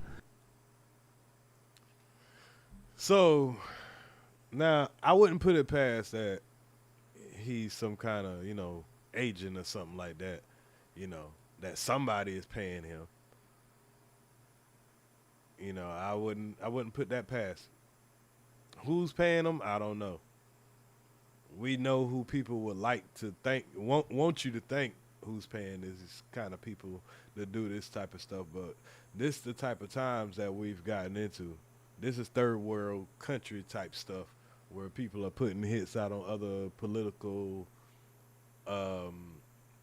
opponents or people who, don't agree with them and all that because, hey, she holds a powerful position. I mean, she was the speaker of the House in Minnesota. And he was a part of the farmers labor group. I don't know what kind of moves that would have to do with abortion rights. Because if they're correct and this guy here was having issues with abortion rights and that kind of stuff because all the targets on there is about abortion rights, why would they be targeting a farmer laborer? Wouldn't he want to go get somebody that's passing a bill about abortion rights, not go at somebody that's got a problem with, farm labor. I ain't gonna say they got a problem with it, but that more right legislation when it comes to farm labor practices and stuff like that. That's what I'm assuming that that position will hold in Minnesota. And the same thing with that Speaker of the House. I mean, the Speaker of the Minnesota House. She might have had a little inclusiveness when it comes to one of those bills or something like that. I don't know. But she did. She voted on something. I'll have to look a little bit more into it. I don't want to go too hard into it. But, hey, this got set up, written all over it. Little notes that says no kings and shit. Like, come on, man. This bullshit, bro. Smoke and mirrors. And a No Kings rally in St. Paul yesterday dispersed after news spread about this attack. The FBI is assisting with the search and is offering a $50,000 reward for information leading to the suspect's arrest and conviction.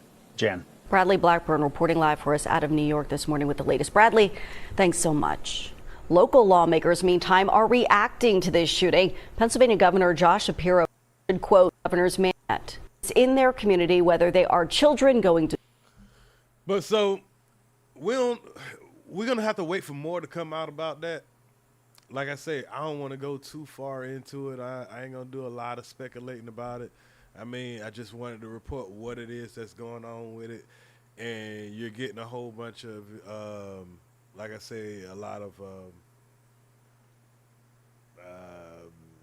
whatever side you stand on, you're gonna get those little stories in between. So it is what it is. RIP to those families or whatever, but we getting into some crazy times, man. If people don't like what you say, if they don't like what you say, man, people are willing to take your ass out. If they don't like the policy that you're voting on, they're willing to take you out. It is what it is, man. But we ain't gonna stick on that story too long. Let's get to this YouTube beef. YouTube beef.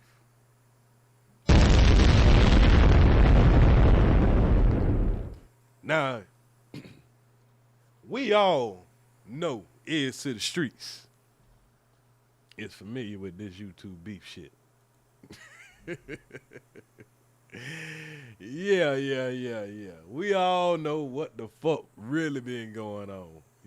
Every person, all 23 of the people in the chat right now. Probably 19 now. Now, Earz to the Streetz decide that, yeah, I'm going to still talk shit and beef every now and then. Trust me. But it's better for me I want to build a brand off of not beefing. I see what I can do if I talk shit, if I just sit here and get into every little detail of everybody's shit, you know what I'm saying? Hey, this person said this, or I could be doxing, I could be talking about, people's loved ones, dead people. Motherfuckers love that shit. Everybody love the smoke, boy. I'm talking about right now. If I was making a live about Kevlo, if I was making a live about Kwame, if I'm making a live about Tarek, if I'm making a live about the Wabbit, making a live about Meal Ticket, any of these goofy motherfuckers over here in that sector over there, we'll be over here, hundreds of people, and they'll be telling me I'm doing great. But just regular stories, there are some people that want to hear that shit and that don't want to hear that dumb shit. But it takes a while to crack into those people. So we're going to stay consistent on doing this type of news because this is what I prefer to do. It's better for the mental, just in my opinion. But we will be into the shit when I feel like getting back into the shit. But I right now, my plan is coming together perfectly. And now it's just staying out of the way and let these niggas eat each other. I'm so much of a nigga that everybody want to pile on to. I gotta let these niggas, you know, enjoy some Palinone for theyself. So, you know, but I definitely want to make some productive YouTube. I want to make a different type of YouTube, man. I really don't want to argue and go over niggas' videos, and like I get tired of only seeing these niggas' videos on my goddamn YouTube channel. I done went and put uninterested on everybody's shit from that sector on certain channels. On this channel, on my other channel, like I don't want to see nobody's shit that I ain't even thinking, you know, connected to that shit. Now on my Wabbit Patrol, my Wabbit God channel, yeah. I only need to see that shit on one channel. Other than that, I want to see other shit. You know what I'm saying? That helps you grow. Seeing this garbage all the goddamn... I can go to Clubhouse and see that same shit. These niggas are doing Clubhouse on YouTube. And it's fun sometimes, but it's mentally draining on other times. So... And I guess if it was just only talking shit on YouTube to people you don't know in real life, so sometimes you can get a little reckless and all that. But when you're doing it with people and you know them in real life and they're giving other strangers your personal information, because see, when strangers got to guess it, you can keep them on their heels. But when you have niggas come over here from your own community, niggas is closest to you and revealing all your personal family members and making all these threats and trying to provoke you and put you in positions where they can trick you off the streets. Because that's all these niggas ever been trying to do is trick niggas off the streets. Ain't now one of these niggas want to see a nigga for real. Only thing they want to see you like this nigga that we about to look at right now in this situation that we're about to look at right now. This is what niggas really wanted to see. Empower your students to be more authentic. You know. So, we got this guy, and let's get a little history on him. I went through some videos, some people who, you know, had to go and do the timeline of how this situation escalated from something very small and escalated into the death of somebody, and people not realizing, stop playing with people in real fucking life. So I found this video here of this channel right here. Shout out to Charm Whisperer. I need to probably drop their link in the chat. I don't want to be stingy like that because I'm gonna use their content. So here, let me drop their link in the chat. So if y'all want to check out any of their content in the future. So let's tap into this video that I found.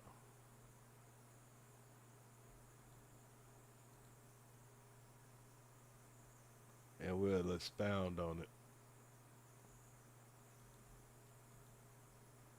All right, so here's the guy. This guy name is Cenat Manning. And from my understanding, the guy has a couple of channels. And we'll get into that a little later. And what he likes to do, he's in Las Vegas, and he likes to dress up in all kind of, you know, clown outfits, and, you know, which I think is pretty cool, though. You know what I'm saying? Especially when you're doing social media. Obviously, his girl, probably the one doing the makeup. It's probably good promotion for her for whatever she's doing or whatever. And they're making YouTube videos together as a couple, which is cool shit. You know what I mean? The man, I believe the man has like 20,000 subscribers. He's been making money on YouTube, doing this thing. And when you got motion, as this man do, he ain't got to be the biggest YouTuber, but the man actually had motion. He actually looked like he was enjoying what he was doing, and that was YouTubing. Now, when you have motion like that, you gonna always get trolling ass, damn D type of niggas. And yeah, I know this man is not here today. And, you know, I talk about folks the same way when they're alive, when they dead. I don't know the man. You know what I mean? Rest in peace to him. But, you know, we got to keep it real. I'm just only keeping it real. I have no personal vendetta against the man. I'm just saying. And I'm not excusing nobody's behavior. I'm just calling it how I see it. It definitely was dumb. It definitely was fucked up. But I see what's going on. I kind of see what's going on. But this man had motion. But he's definitely emotional. So apparently this thing started maybe, they say a year back, but that's probably when it got more attention. But they did have a situation a year ago that we're going to look at real quick. So let's start here at this old situation. For the people who didn't know about this story, there's a couple of people who actually still don't know about this story. I've asked some people in real life, like Milk and Magnesia. She was like, she didn't. I asked her, like, you heard about the YouTubers that end up, throwing away their lives?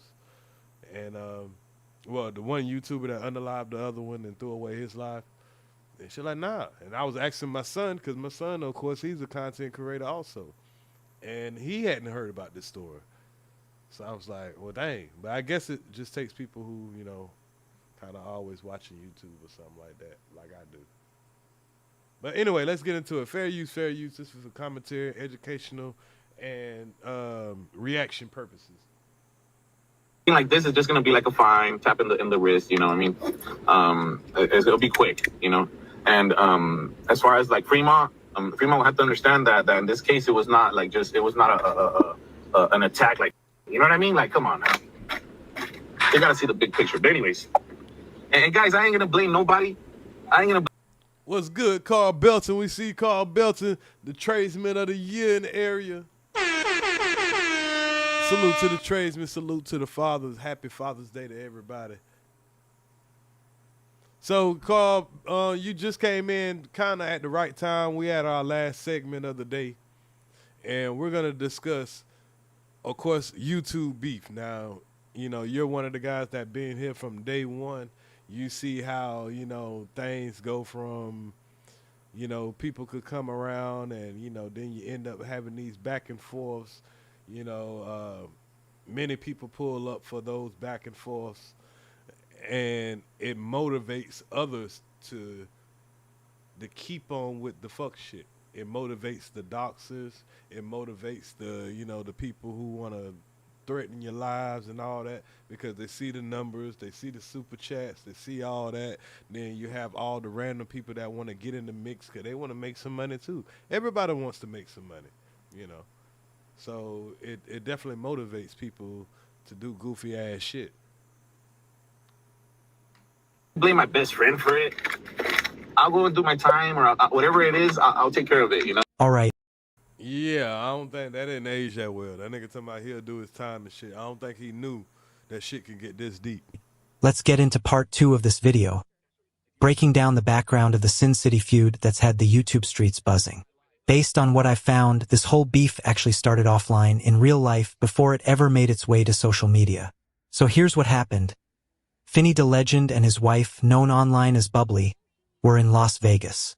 While they were casually streaming and recording their trip, they happened to pass by a street performance, and that's where they encountered Sin City.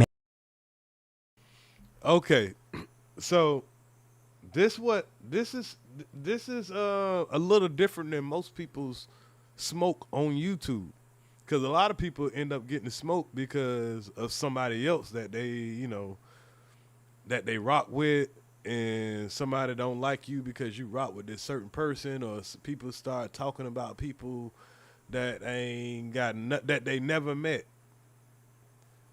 With these people, yeah, this man, he's on YouTube.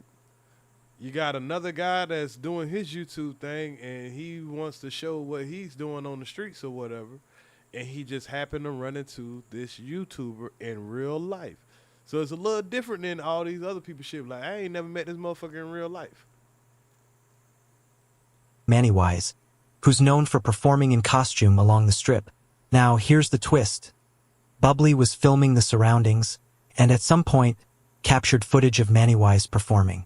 Apparently, Manny Wise didn't take kindly to being recorded and things escalated quickly. He pushed her phone away mid-recording. That simple act sparked a confrontation. So they got it on video, y'all.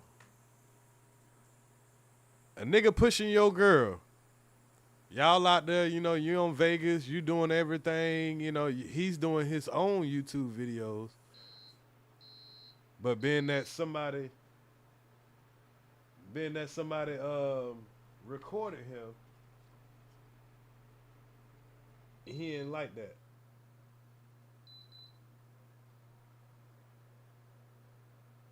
Apparently he didn't like that.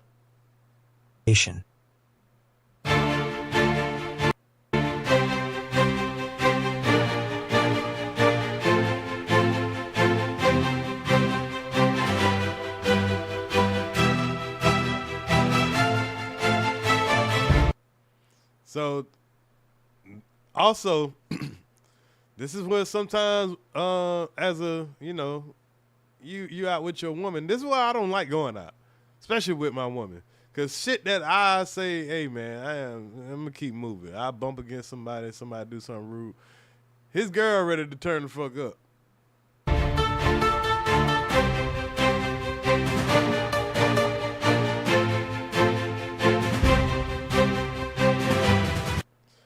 But yeah, that was rude of him. He did move her hand out the way. Yeah, she should turn the fuck up on that nigga.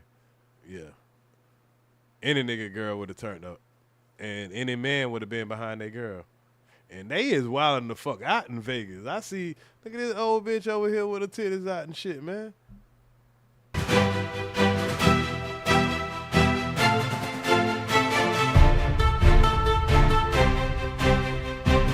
So now, here's the guy that, you know, that lost his life.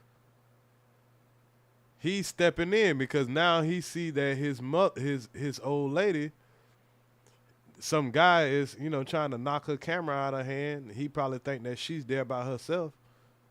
And he's, you know, being this coward, trying to manhandle a woman. Appreciate you, Helima. Happy Father's Day. Got a Father's Day from Helima, y'all. And everybody else. Just Jay was one of the first ones came in here and made sure I felt special on Father's Day. But thank y'all, ladies, for the Father's Day happiness. Like I said, my son went and got me an oil change and cleaned out my car. So I felt very special today. And shout out to all the fathers out there. So as we can see, yeah, buddy, you know, he's coming to do what every man would do.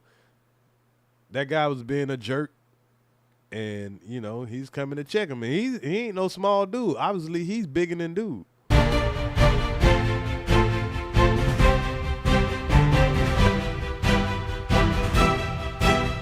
So like he's supposed to, the man stepped between the wife and him. And I think this is why this guy kind of started, you know, feeling inferior, because he's been beside this man in real life. And he seen, hey, buddy about to step about his wife. Nah, he didn't know the performer was Manny. He probably never knew that this man was a YouTuber or none of that. He was just doing his thing, but probably on a smaller scale. You know, him and his wife, they out there recording their nightlife in Las Vegas. And Manny is a street performer. And he had a YouTube channel recording his street performance. And one night, this man's wife just happened to bump into him. And shit escalated a little bit. I believe somebody got pepper sprayed. I believe somebody got hit with a stick. And this is how the shit, when it comes to talking shit on the internet, this is how their situation escalated. I don't blame Buddy. I know I was just talking a little shit, whatever, about motherfuckers that be trolling the motherfucker. But if this is how the situation started everything, I can't be mad at a nigga for, you know, pressing the issue. or saying, hey, you tried me, I'm going to be on your neck from now on. He didn't do nothing wrong here.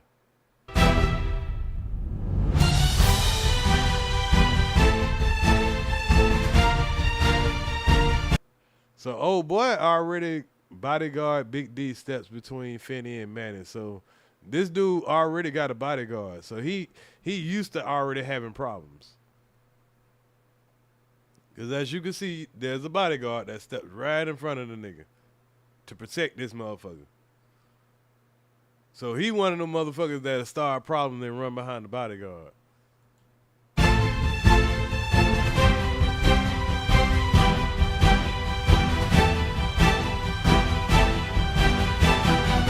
Oh, yeah, that's some bitch-ass shit. And then, as y'all can see, I seen some drink get thrown. So, him and his girl sitting behind the bodyguard, and the bitch just threw some drink on his old lady. Watch that. Look at her, y'all.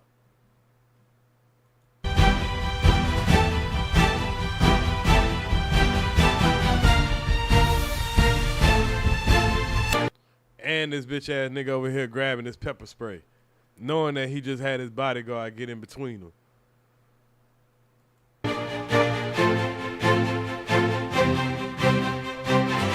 So it looked like the black woman, it looked like she going crazy, but see, the lady right here, she hit her with a stick and it made her drink spill up.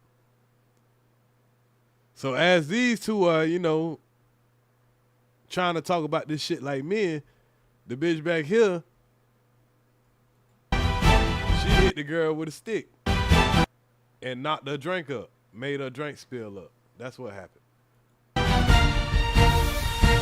And this nigga got the pepper spray. He ready to start some more shit.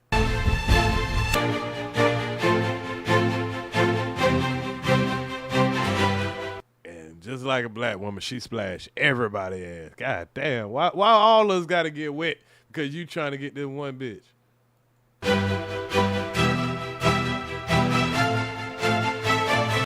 Then, yeah, you see another motherfucker right here. Damn.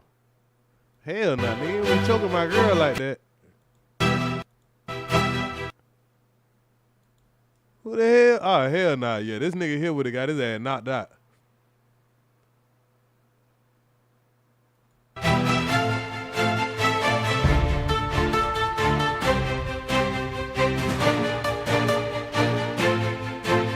Oh, that was a female. That old ass woman, man. See, y'all see how people just be getting in shit?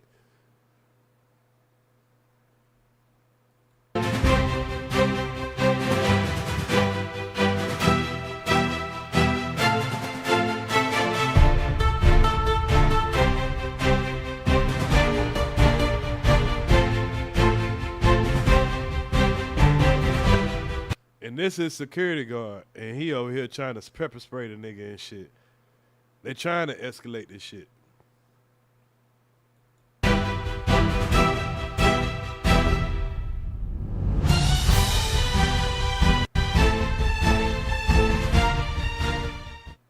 According to the videos and reports, things got even worse. Mannywise and his group allegedly pepper sprayed Bubbly right there in public. Shortly after the incident, Finney and Bubbly went live. Yeah, she swung that drink. Hey, they had already done spilled most of the drink anyway. Shit. Yeah, all the Hispanics was sticking up for each other. It was old Hispanic ladies on the street trying to choke this bitch out. Oh, pause, because she passed, but, you know, R.I.P. to her, but, you know, I'm going to talk like she's still alive because, you know, that's just me. I'm not being rude to her. We're just talking. But, yeah, man, she was going at her ass, though. Hey, boy, if he wouldn't have grabbed her arm, boy, she was going to beat the shit out that lady with the stick and all. But both of them is bigger than both of them. So, you know, it's kind of a fearful thing, man. The two big black people. On their channel to tell their story. I'm not sure what you watched, but then when the witch tried to swing her stick or staff or whatever and tried to hit me. So I understand what you're saying, but you also have to understand, I can sit and I can say whatever I want to. This is America. We have freedom of speech. So I can say what I want to say in your face. But when you put your hands on me or when you spray something on me, that's when we have a problem. So what you're saying is fine. I don't have any problem with what you're saying, and you absolutely have a right to feel the way that you feel and to believe what you believe. I don't have any problem with that. But I certainly think that when you put your hands on me, that's where I have a problem, and that's where I draw the line. And then when you spray something on me. So I think she's talking about when they were in their face, they was talking shit. No telling what she was saying. And then that lady had a nerve to hit her with the damn stick. And she didn't have to do that. The situation probably would have died down if she wouldn't have hit the woman with the stick. Because I believe, oh boy, her husband, he really didn't want to, he didn't want no smoke. Most men, we don't want no whole bunch of bullshit to go down. But he was letting the old boy know, hey man, you ain't going to be, don't put your hands on my woman. Make sure he understood that. My woman was just passing by you with her camera. Nigga, if you wanted her to move her camera, you could have just asked her, don't touch my motherfucking woman. I don't give a fuck about this big nigga in front of you. And then the big nigga could have been like, all right, bro, we get it, bro. All right, that's cool, man. Sorry about that. He could have been de-escalating the situation, but this little troll want to hit the lady with the stick. Then that's where I draw the line. In addition, my other problem is you're out here videoing people and you're not asking people if they are allowing you to video them. So when somebody videos you, then you're upset about the situation. Yeah, I'm kind of taking a little bit of issue with that, Jasmine. Yeah, that do make a lot of sense because he out there and he's videoing himself, and of course there's a lot of people that's coming on his camera, and he probably looked at it as, oh, you trying to get clout off of me. I don't think that you don't necessarily know me, and again, I appreciate your perspective. You are right that I did go into the situation. Absolutely right. But I certainly think that if I come to you and I say something about you, you still don't have the right to put your hands on me. I think that's where we need to draw the line. And if you think that that's okay, all right, girl, that's what you think. And that moment marked a turning point. Their channel began to gain major traction as more and more people tuned in. Why? Because apparently many others had also had issues with Murd3rs, and this incident gave them a voice and a platform to speak out. Support for Finny grew, and so did the drama. So I don't blame Buddy for, hey, we had this situation where a nigga done put their hand on my woman and all that. Yeah, since I can't fuck you up in real life, I'm going to come on YouTube and, you know what I'm saying, I'm going to step on your neck. And like I said, if you have motion, of course you're going to have haters too. You're going to have people that you done pissed off in the past. And if if you're going from doing content where, yeah, it's all good vibes and all that stuff like that, cool. But now you get to add the element of talking shit about somebody also. Everybody loves some good shit talking. You know what I mean? They love to hear, especially about an op, somebody that we all don't like. That's why it's more popular when I come on here and talk shit about, people in the certain sector. Because we all don't like these motherfuckers. So even some people that don't want to hear, regular shit, they do want to hear about the person that they don't like. I can respect that. So that's what the brother did, man. He goddamn nigga put his hand on his woman. Man done maced him and shit.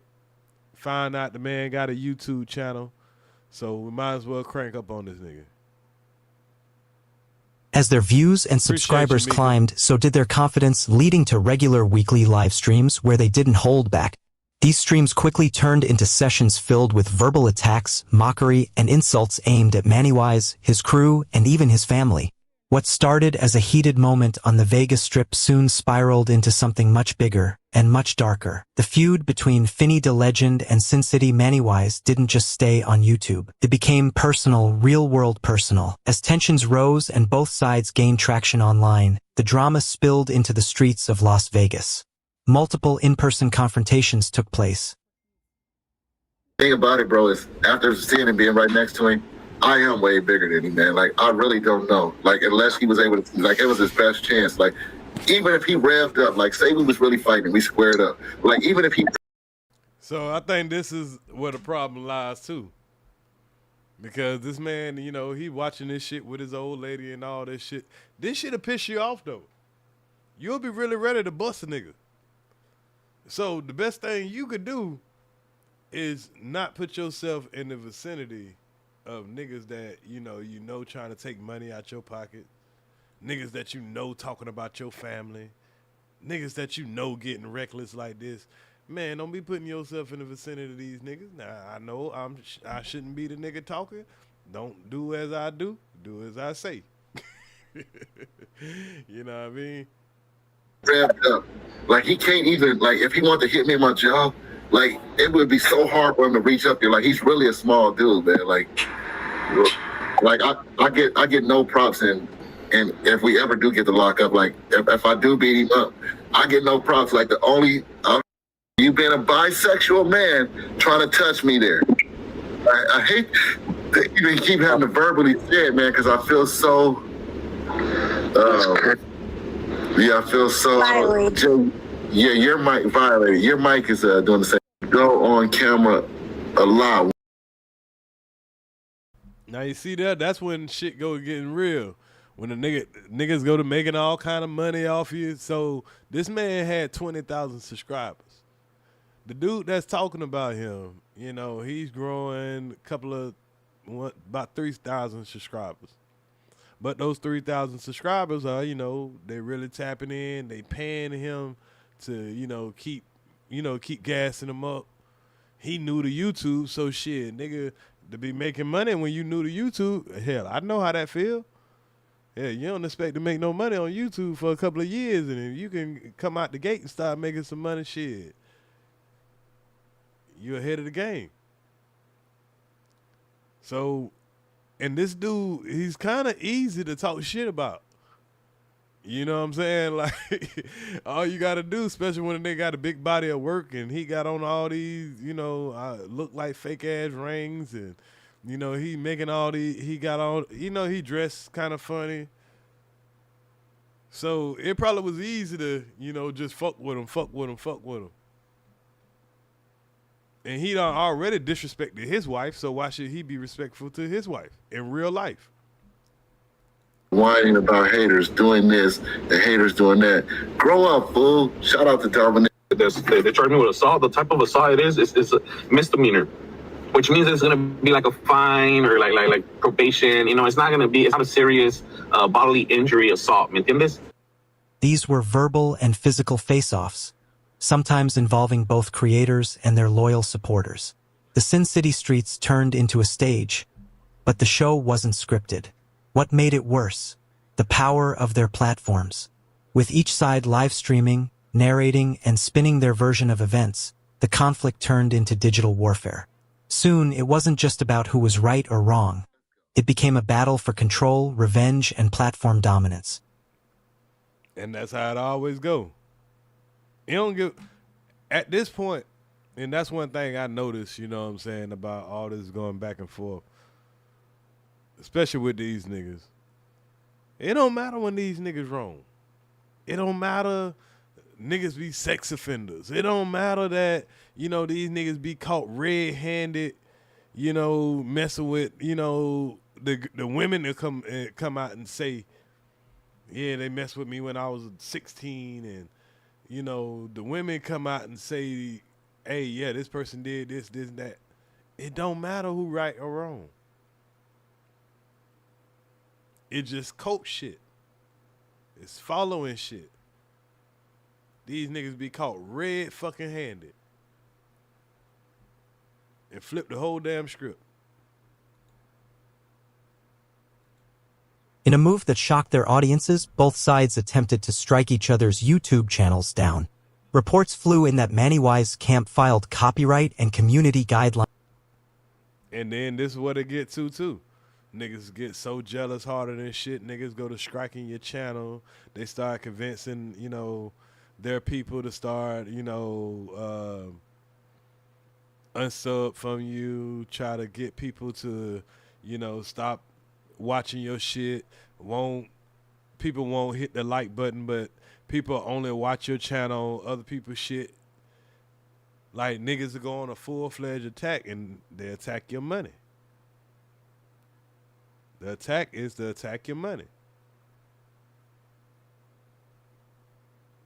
So this is what the dude, Finney, old boy got 20,000 subscribers, but old boy over here kicking him in his ass. You know what I'm saying? He pretty much doing what Tommy did, Tommy and Suge and Skinny and all them niggas did to chop down Kwame Brown.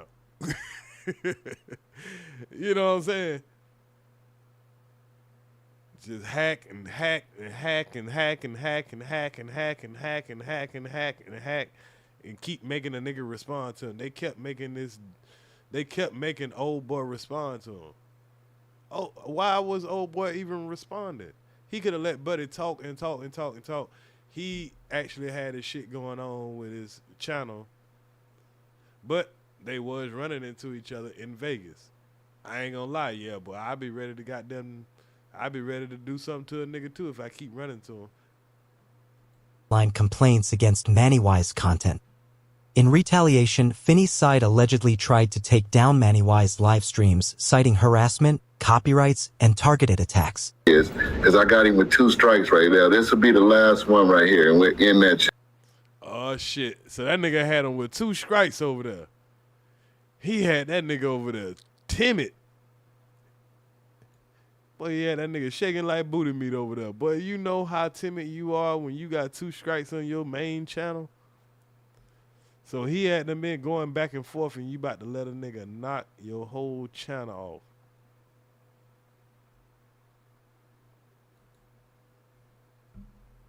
Channel, but I mean, we could just, you know, we don't really care about it, because it ain't that channel ain't got no traction. But we get also get to laughing because he finna get the notification tomorrow. We get to laugh at how quick he try to take this other video down. So somebody send me.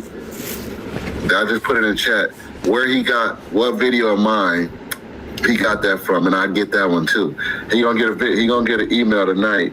But that nigga was petty. But that nigga was going through. That nigga was petty. He said anything that nigga play of his. Yeah, he should have been walked away from this one. This is what happened when reaching all the way down, just trying to squash every little bug.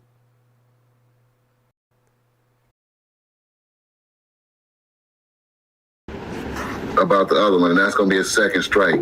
Yeah, we don't really care if we get him, but if he try to be tough. Each time a video was flagged, a live stream got removed, or a strike was issued, fans flooded the comments and chats, some cheering, others accusing, and many just there for the chaos. It was clear, this wasn't just YouTube drama anymore. This was a full-blown feud with real-world consequences, real money on the line, and a community watching it all unfold like a digital street fight, week after week. You can't just be quiet and let, like I said, if you don't speak your side, people will run and believe it as an influencer slash, you know what I mean? YouTuber, if somebody that's going to be watched by thousands of people, it's like our image too has to be, you know, backed up and represented, feel me? So even though I'm not spilling out too much, at the same time, I'm making sure to, you know, clear my shit as well as, you know what I mean, let everybody know what. As the Sin City feud unfolded, many viewers took to the comments sections to express their views, not just about the drama, but about the evolution of Murd3rs and the so-called Sin City family. One particularly eye-opening comment came from a G-Wiz who posted this a year ago under one of Finney the Legend's videos. He wrote, "Imagine there is a group of unrelated people who call themselves a family. They have a leader who says he loves them and will die for the family. They profess that the family has a bond that is sacred and eternal. Members of the family support." But see, no matter what somebody else think about this man's audience, you know, they're his audience. And what I learned to do is, man, fuck all this trying to worry about, you know, who don't like me or who. There's a lot of people who rocks with me. So focus on the people who rock with you instead of worrying about the people who are hell bent on hating on your growth. The leader through donations of money and gifts. He tells the surrounding community the family runs things and to bow down. Some members get tattoos of the leader and they have chapters in other states. They are involved in numerous violent incidents, tagging walls, threatening opposition, and suppressing information about their dirty deeds. They have a YouTube channel that the family uses to identify themselves and claim to be nothing but love and positivity. That comment alone paints a powerful and controversial image of what the Sin City family has become. A group that promotes unity on the surface, but has allegedly been involved in some very questionable activities behind the scenes. Another commenter at nocap702_New York 4XZ gave an even deeper breakdown not just of the group but of the channel's transformation over time. They've been a lil sketch on the low since I started. So we all know how most content creators are gonna do, man. You do. Everybody wants to be accepted into something. Everybody wants to, definitely feel a part of something. But a lot of times, these manipulative people, they'll try to make it like, oh yeah, man, we all together and this and that, and they really just want the damn money. They just really just want the money. So we got a little background on how these guys started beefing. That's pretty much why I want to show this video, because this guy, he did a good job of going back and finding that old video where they first bumped into each other. Now, we can only imagine the type of shit that's been said back and forth to the point where one nigga is striking another motherfucker and all that stuff like that. Now, let's go to the point of the guy is actually in the city of the person that he's trolling, the person that he wants to fuck up. So let's go into this video right here, and we'll look at the video that led up into the very same night where this unaliving happened.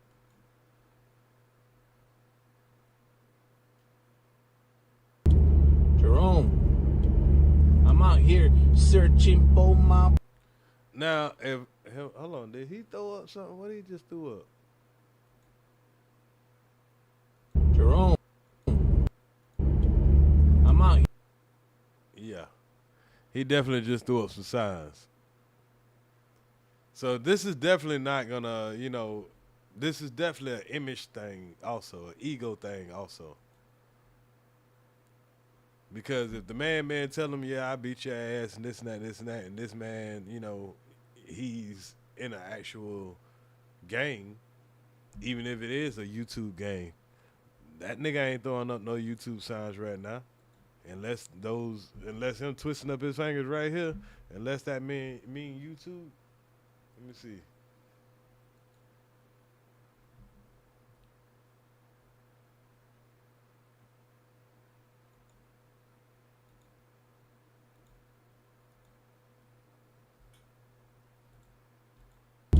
Jerome, I'm out here searching for my baby. The fuck? I went through every fucking casino there is.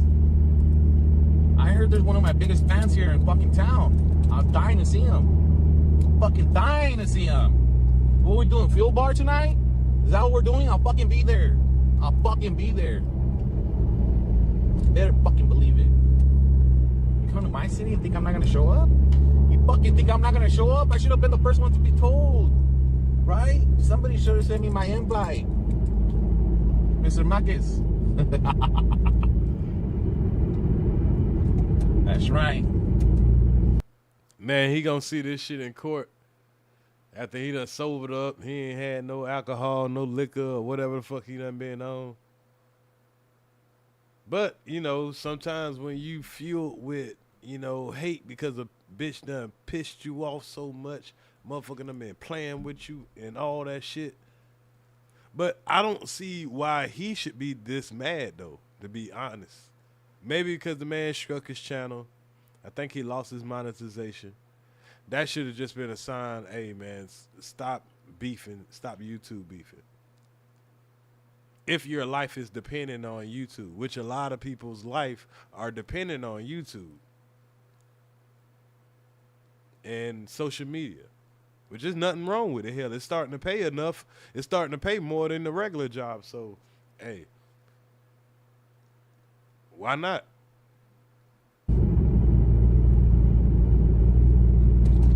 We outside. We doing fuel bar tonight? I'm fucking there, homie. What's the fuel bar without the fuel? We're doing the fuel bar tonight. Fucking go. Or wherever you go, I will be there. Oh man, come on. I have to say hi to my... Boy, that is not going to age well. That is not going to age well. I promise you. biggest fan, you know?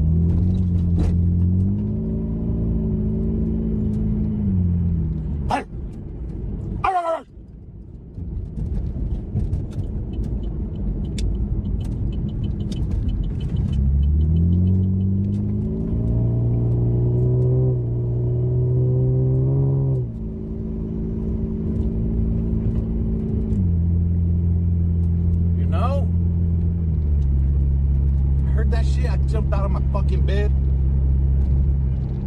It came out here so fucking fast. I'm very disappointed right now. And remind y'all, this is the very same day that he ended up finding this guy on the script. So it's obvious that he was looking for him. All this long stream, and I didn't see my biggest fan. Teardrop.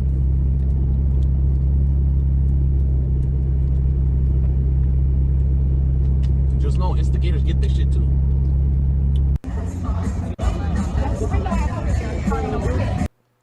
Now, when it comes to this night, the fact that, you know, the fact that his girl saw him before old boy saw him, that was crazy. That shows that, you know, she's on point. They already know what the hell he looked like. They probably expecting this goofy ass motherfucker. And really, he could have just, like, if this is your city, shit, he should have sent somebody to go crash out for him. So this dude just really wasn't rap type already. And I think they already knew that. They said that this man was mental health and everything like that, you know. And he could try to play that in court. Because he literally just cocked this shit right there. And I'm pretty sure there's going to be people that probably was filming from other angles. These people right here, they probably had their camera out too.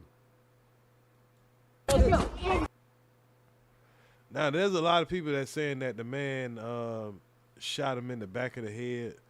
It looks like he's pointing down. I don't think he shot him in the head, but it's been crazy.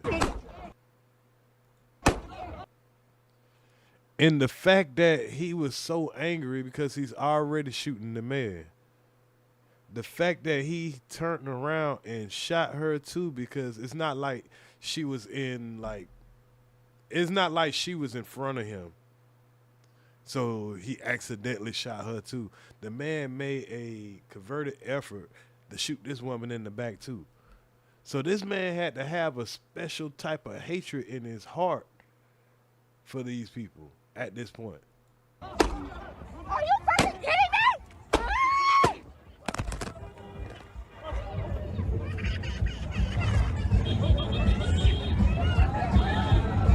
This man had to have a special type of hurt in his heart. Well, I'm talking about he just wasn't fucking with these people.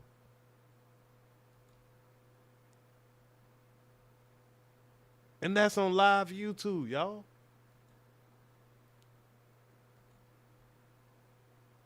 Live YouTube. And that's how much playing with people can fucking really lead to. I mean, now, like I say, I don't see why the fuck the manny guy, the guy that be dressing up and all that, I don't know why he even took it that far. Because, yeah, the man been talking shit about your wife. The man been talking shit about everything that you've been doing and all that stuff like that. You done got unmonetized and all that. But you gotta know that you can't go up there and go. If you sent somebody up there, that'd have been a different story.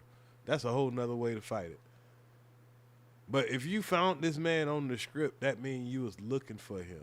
You gotta knew that this man was live. And this stupid ass motherfucker did it live on camera.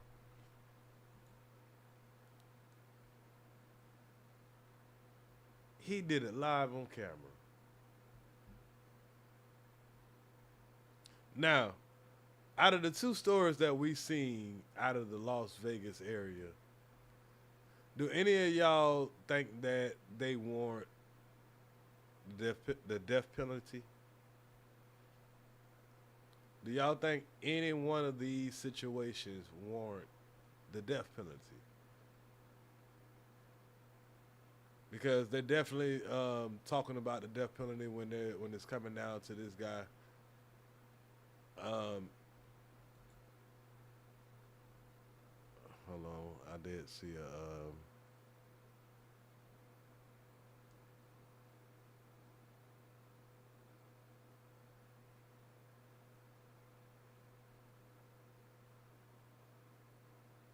I did see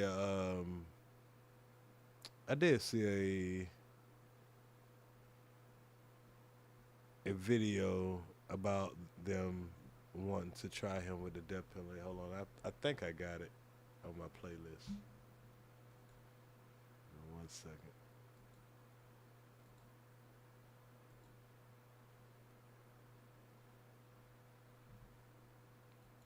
The FBI is offering a 50.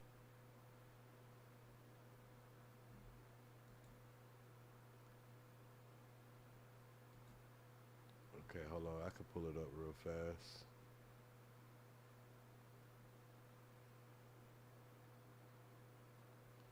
Oh, you know what? One more thing. Let's listen to. So that's how they're growing so fast. The audio of how people were reporting this situation as it came in. This is wild.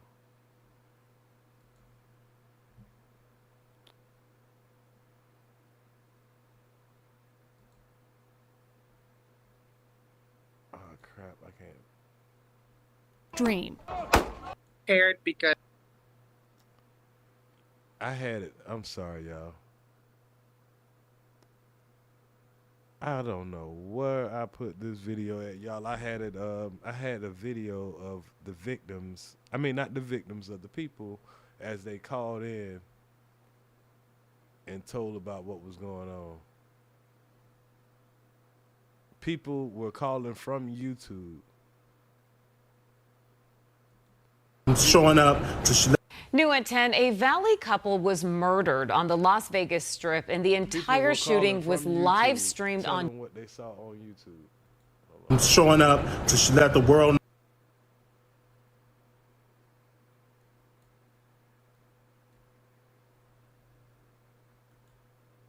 Okay, hold up.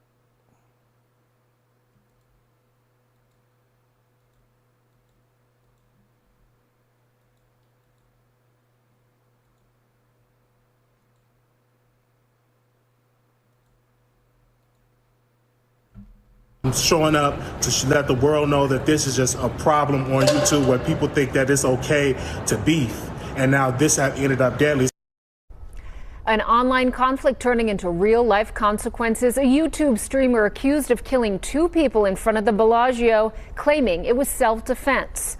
The coroner confirmed. Self-defense? Oh, yeah. Yeah, he really cooked. See, when he done resorted to saying that this is self-defense, when you rat on camera, I don't even know if he even knew he was on camera. I honestly don't think if he would have known that he was on camera, or his emotions was running so high that he didn't realize he was on camera. But there's no way that you can claim self-defense, bro. Confirming the identity of those victims as well. Thank you for joining us at 4. I'm Kirsten Joyce. And I'm Brian Loftus. An arrest report contradicts the shooter's account. 8 News Now reporter Joshua Peguero breaking down the very latest.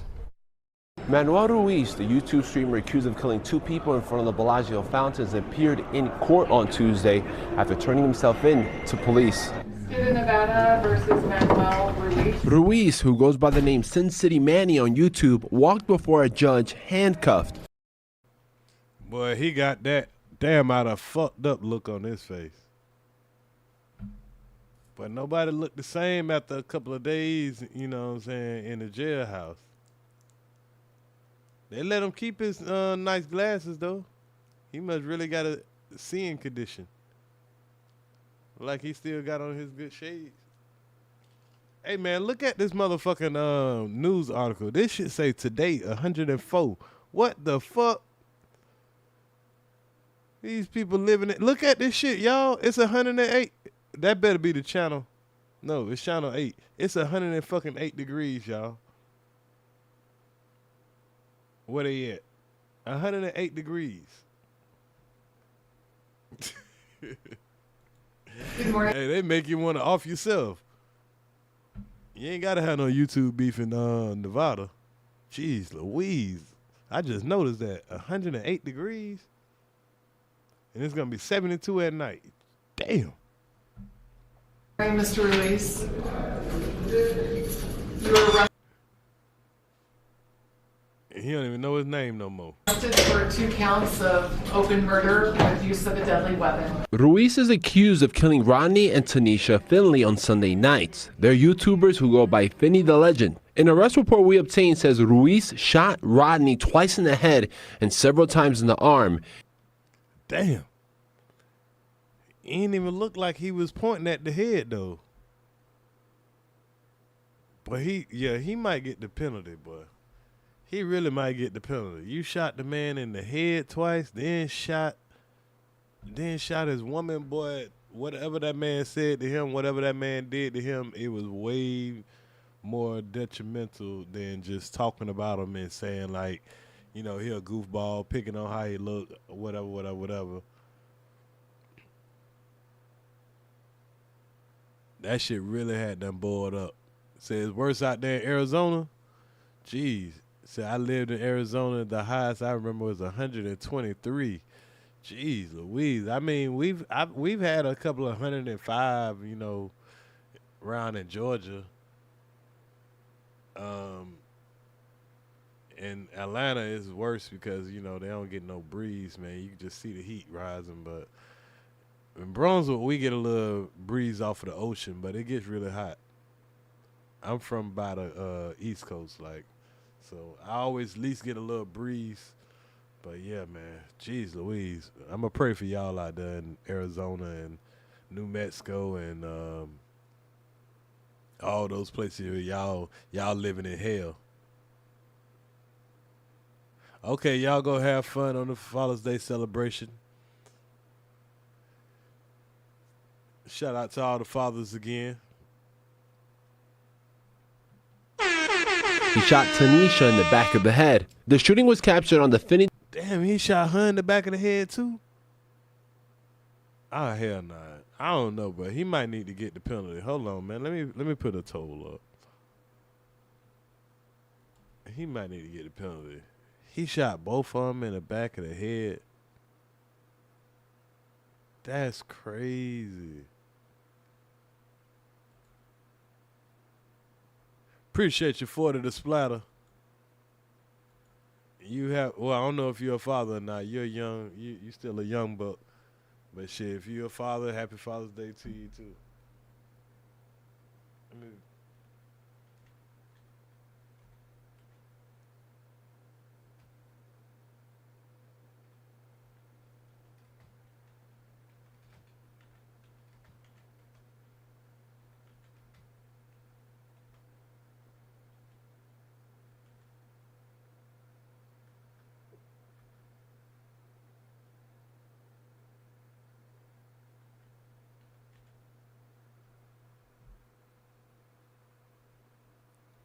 All right, man. I started a poll. Do y'all think he should get the death penalty for this? I think sometimes you should be able to be eligible for the death penalty if you killed more than one person. If you only killed one person, I don't think he should get the death penalty. Even though I know they'll give people the death penalty for only, killing one person. Depends on how important that person is or whatever. Now, if you kill one person and you killed them in a very brutal way, then I think that you should be eligible for it. Like if you, grape them, cut off their legs and arms, torture them, all type shit like that, yeah. But, 2 bodies, yeah. The way that this happened, I don't know, man. That's that was cold-blooded, murder. So I don't want to be gentle on it, because if that was my mother and my father, I would be calling for the chair. I ain't lying.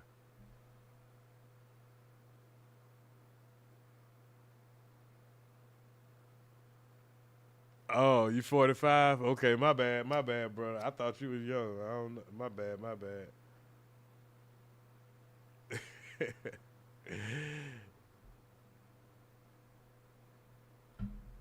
The Legend Livestream. Police say the online conflict began Halloween of 2023. It was childish. It was crazy. It didn't make any sense. Marquise Wiley, a fellow YouTuber.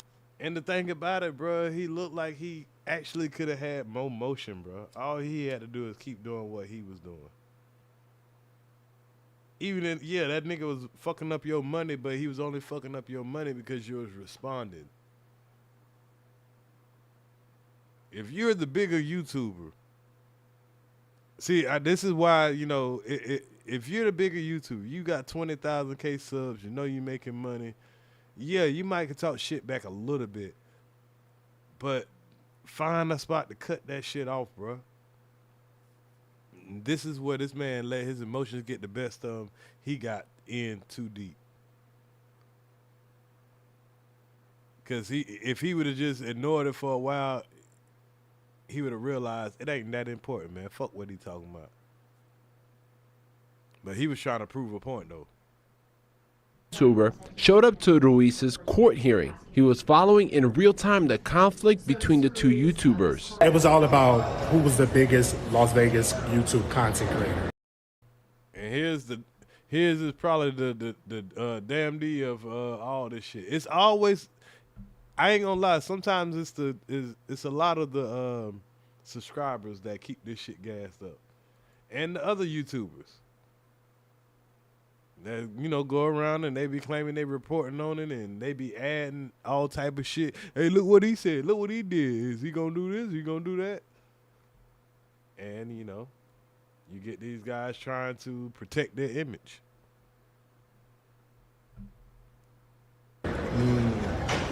And they was in competition. And when you watch YouTube, you see different creators competing for viewers. And that's what I thought it was about. I didn't think it was going to end in violence. An arrest report says Ruiz fled the scene after the shooting and tossed a murder weapon in the Paris parking garage. Ruiz told police he was acting in self-defense, but investigators did not list in their arrest report any weapons on Rodney and Tanisha Finley. They might talk about my eye, they might talk about the way I look, but I would never get a gun and shoot somebody. That's just crazy.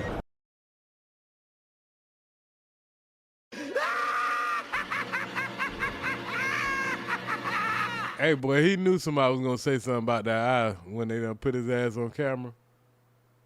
He knew. He like, man, I'm a YouTuber, yeah, but shit, I'm about to get some views, but yeah, niggas going to talk about my eye.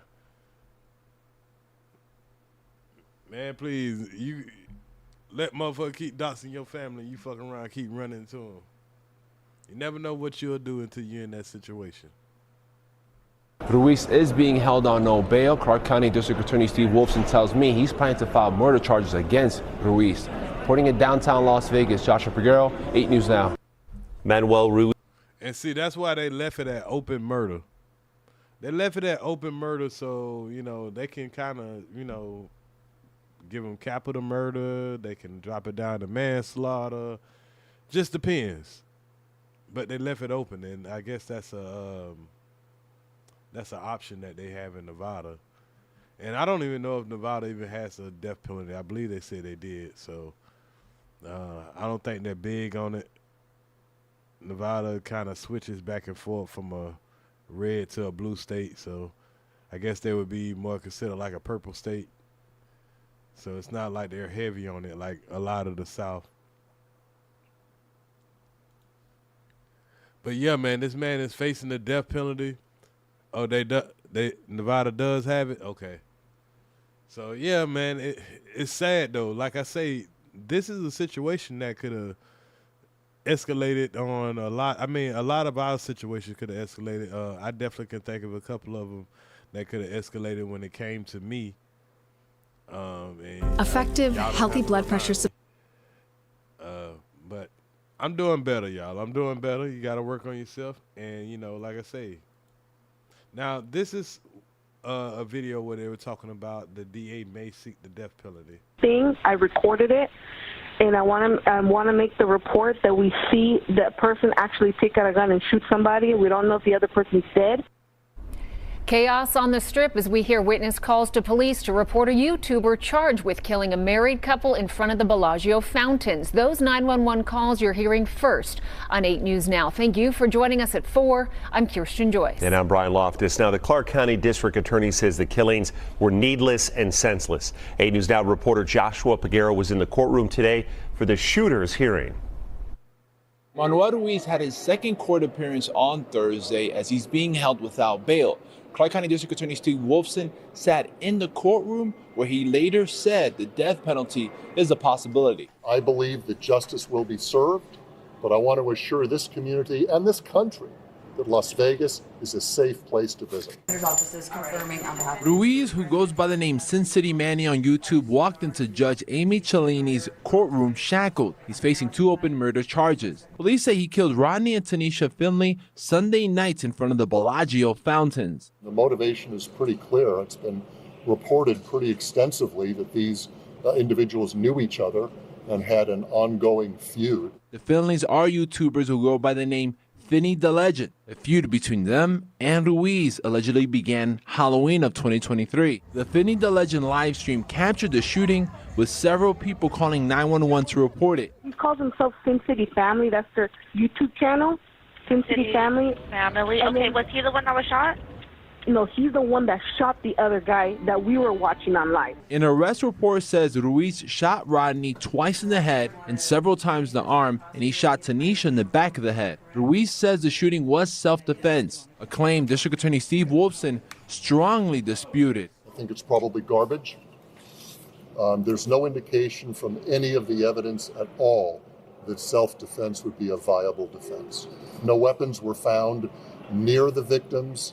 On the victims. Ruiz said in court he's looking to hire a private attorney. His next scheduled appearance before a judge is on July 3rd. Reporting in downtown Las Vegas, Josh Pagero, 8 News Now. Now, what I was trying to find was the other day I was while I was at work, I ran into a video where all the people that were calling in about the situation called in, but for some reason I can't find it right now. And I bet as soon as I end this live, I'll be able to find it. That's how it usually goes.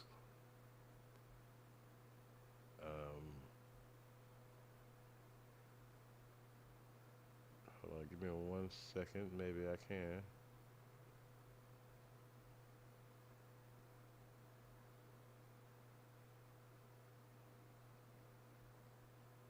Nah, I can't find it, so I'm not gonna hold it up too much longer. But yeah, man, it's a sad situation, man. It's a horrible situation. But these things can happen, you know, with when it comes to these back and forths. Unfortunately, they had to be the example. So, you know, I think we all have to be more mindful about how we keep going at people's families and playing with people, because you never know when a person gonna snap. Yeah, you never know when they're gonna snap. And I think a lot of people don't even give a damn. Oh, okay, here it is. I found it, y'all. So on our way out, let's listen to the 911 calls to end the conversation on this situation. I will be keeping up with the updates of what might go forward about this situation, which is kind of an open and shut case because, and this is one of the things I mean, like, you can be sitting on here crashing out on YouTube, but when something happened in real life, guess what's going to happen, y'all? The same way I'm talking about how dumb this dude is that went and did this shit, that's the same way everybody on YouTube will get to know your channel because you went out and did something stupid. Or you was the victim on the other side of antagonizing and playing with people's livelihood. For both parties, this did not turn out good. And it's an example for everybody else on YouTube, in my opinion. Not saying you shouldn't talk shit to people. Hell, defend yourself. Do what you got to do. But be mindful to try to keep your emotions in check. And I'm talking to myself when I'm talking about this. I mean, hell, I have to, do the same thing. Hell, I've had my times too. So, but listen to how these 911 calls came in of how traumatized people are going to be about, just trying to enjoy themselves in Vegas, and then some crazy motherfuckers that been going back and forth on YouTube and brought this shit to real life. And you can tell, man, like I say, this dude, he made sure he hit his target. So, I mean, I guess that's a good and bad thing because he ain't get charged with a whole bunch of other people's shit. But shit. I'd like to report gunshots in front of Bellagio on Las Vegas Boulevard. How many minutes ago? Just now. I heard the gunshots, and then I saw a lot of people run in the southbound. There's 2 men down. We're right in front of the beer park. Yeah, we are watching the fountain show, then we heard gunshots. Okay, and how many gunshots did you hear?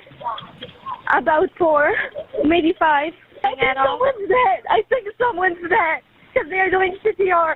I was looking at the fountains, and then I just heard gunshots. I thought they were fireworks until people start running, and then we got down. There was about 8 gunshots just went off in front of the Eiffel Tower restaurant. I'm so sorry. This might be stupid, but I'm on YouTube Live, and I just saw somebody get shot. I saw a Mexican police officer on the strip say that to call the phone number where this guy got shot. We saw the whole thing. I recorded it.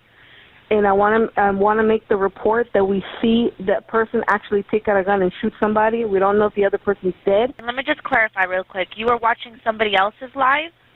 Yes. So we watch these 2 guys live all the time, and they happen to always have issues with each other. He calls himself Sin City Family. That's their YouTube channel. Is he the one that was shot? No, he's the one that shot the other guy that we were watching on live. And the guy that we were watching, his name is Finney, F-I-N-N-Y. The person who shot at Finney, he's Hispanic. I see the guy's wife saying, "Oh my God, are you for real?" And to people falling to the floor that I just see him pull out a gun and start shooting. We're right next to the people that got shot. I don't even know if this is who I should be calling. I was just watching a live stream on YouTube. And it looks like they were outside across from the Paris maybe 20, 30 minutes ago. And there was a guy walking behind the camera, and he just pulled out a gun and started shooting this guy. But there's a clear video of the guy who pulled out the gun and shot the guy. So it's live on YouTube right now. The whole video is up there.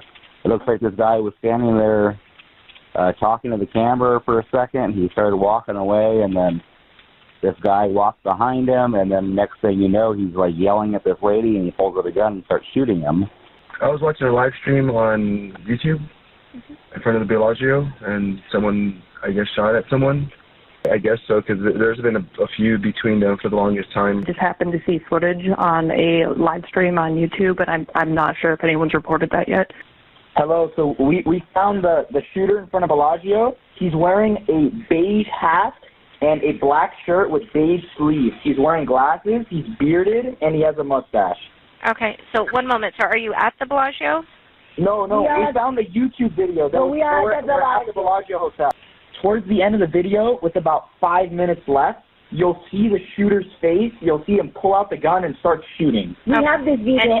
It's So the video, it's a live stream of this couple in Vegas, and they're walking around, and then the lady goes to confront this man, and they were off camera, but then the camera turned to them, and then the man started shooting around the lady, and the lady starts saying, "Oh my God," and you hear a baby start crying, and the video just drops on the floor, and then you see an officer pick it up and shut down the recording. Yes, and it was all on live stream. You could see him pulling out the gun and shooting them. I witnessed the shooting that happened right in front of the Bellagio. And how many gunshots did you hear? I heard 3. Now this shows you how all the accounts of what happened was reported, and everybody got different perspectives about what happened, how many gunshots they heard, what they saw happen. Most of the people were watching on YouTube. You think they're gonna call in, a lot of these people as a witness? This is crazy. And I'm pretty sure they probably got more videos from different angles. And you saw him as well? Yeah, I saw him. Yeah, yeah. Problem, because there was a girl defending and stopping the guy from trying to shoot the. Yeah. My sister is the one that has the video, so she says that it looks like the girl's defending one of the guy. It looks like she's defending him, telling him not to shoot. Okay. Yeah, this is definitely a sad situation, and you're definitely right, 40. It definitely could have easily be, anybody's back and forth situation on here, because as we can see, man, a lot of these dudes on here are super, super duper, quadruple, faluper emotional, and there definitely has been a lot of threats. There's been a couple of pull-ups, and anything can just go wrong. Anything can go wrong. So, but anyway, man, I hope y'all enjoyed the show. Like I said, I'm gonna be working harder on making uploads, doing more uploads. I'm trying to get more into the upload game, but I'll still be going live. I'm gonna try to stay dedicated to going live every Sunday morning between 9:30 and 10:30, or 9:30 and 11. So I'll try to set the live early. That way YouTube can maybe, get it out there so people can get their notifications that we'll be going live on Sundays. I'm gonna post it on my channel wall, because Sunday is a day that I know for sure I'll be free. Saturdays be kind of iffy. So, but if I do have Saturdays off, I want to use those days to go through some of my videos, make some clips. I want to make some shorter videos of the HVAC work. That way it gets straight to the point and people can see what they want to see. So just trying to be a better YouTuber, man. They're trying to make it better, and get into a different sector, man. We don't want to be beefing, talking about people every single day, arguing with people. That's for the birds. We're adults. I'm 40 plus years old. And people done put out all my personal information, all my family information. So you piss off the wrong person, it could be dangerous for your family. As a YouTuber, it could be dangerous altogether. So I definitely don't want to make my my YouTube life turn into the life of how I had to live when I was in the dope game. That's the reason I got out of the game, so I wouldn't have to look over my shoulder. So I'm gonna keep it like that, and not have to. Well, regardless, I'm gonna have to do that because you got people that do stupid shit regardless. But I don't always have to go back and forth with niggas to have content. There's plenty of content that's out here to talk about. And one of these days, we'll tap into the right area where people can enjoy it. I appreciate you, Mika, for the the Poppy Fund. Okay, salute to the Poppy Fund. And happy Father's Day to everybody. I'm going to go out here and check on Tortoise to the Streets. And if he done came out, I'll record him and let him get his little shine on. But shout out to the chat, man. I'm gonna get up out of here. Y'all have a great day. Yeah, had to kill it to that motherfucking jail come. I'm so third degree. Come in contact with haters, they run for me. When I hop in that foreign, they gun with me. Brody capping this rap, he a stunner G. How am I gonna get through cracking up 80? Oh yeah, I did just get that new Mortal Kombat 1. I think I'm gonna play a little bit of maybe tonight before I, lay it down for the day. I had to download it last night. So if you haven't already, make sure you subbed up to my gaming channel. Make sure you subbed up to my Twitch, because I'll most likely be playing on Twitch. So I ain't good at it yet, but I definitely downloaded it. I got it on discount for $25, so I bought it. So I'll see y'all a little later. Out y'all area. D. Murphy got number one, but cash is my second purpose. I'll take over your song on my second verses. Cause so younger than me, got her pregnant first. This not even a bitch, she gon' marry to make matters worse. Hold on a man up and handle that petty curse. I make money, not children, I'll say it for me. How she loyal, but whole time your lady fucking. On my dick, you might kill you, I'll pay for hearses. And my family gon' slide like some shady serpents. My bitch perfect for me, she my baby servant. We get high off these streets, call it faded Kermit. Turning green, counting hundreds like paid endorsement. They'll follow my lead like I'm the enforcement. Like your mama, this my house, I'm paying for it. Like the Bible, whatever I say important. If I don't mean it, then fuck what I say it for. Daddy's little girl, what you are, and I'm baby boy. I'm counting stacks in the German, it's paid for. Life be so tragic, but this shit I'm made for. They just don't know what the fuck they got into me. I'm making dope, be my friend of my enemies. I'm blowing 30 on minus card, nigga, please. Or do 100 with my plug at GMC. Salary up with my checks clear. 100K, how we looking like for next year? Life going up, man, that shit is the best feel. Just a little taste of how minimum stress feel. She dropped the top, cause I love her, that chest feel. Niggas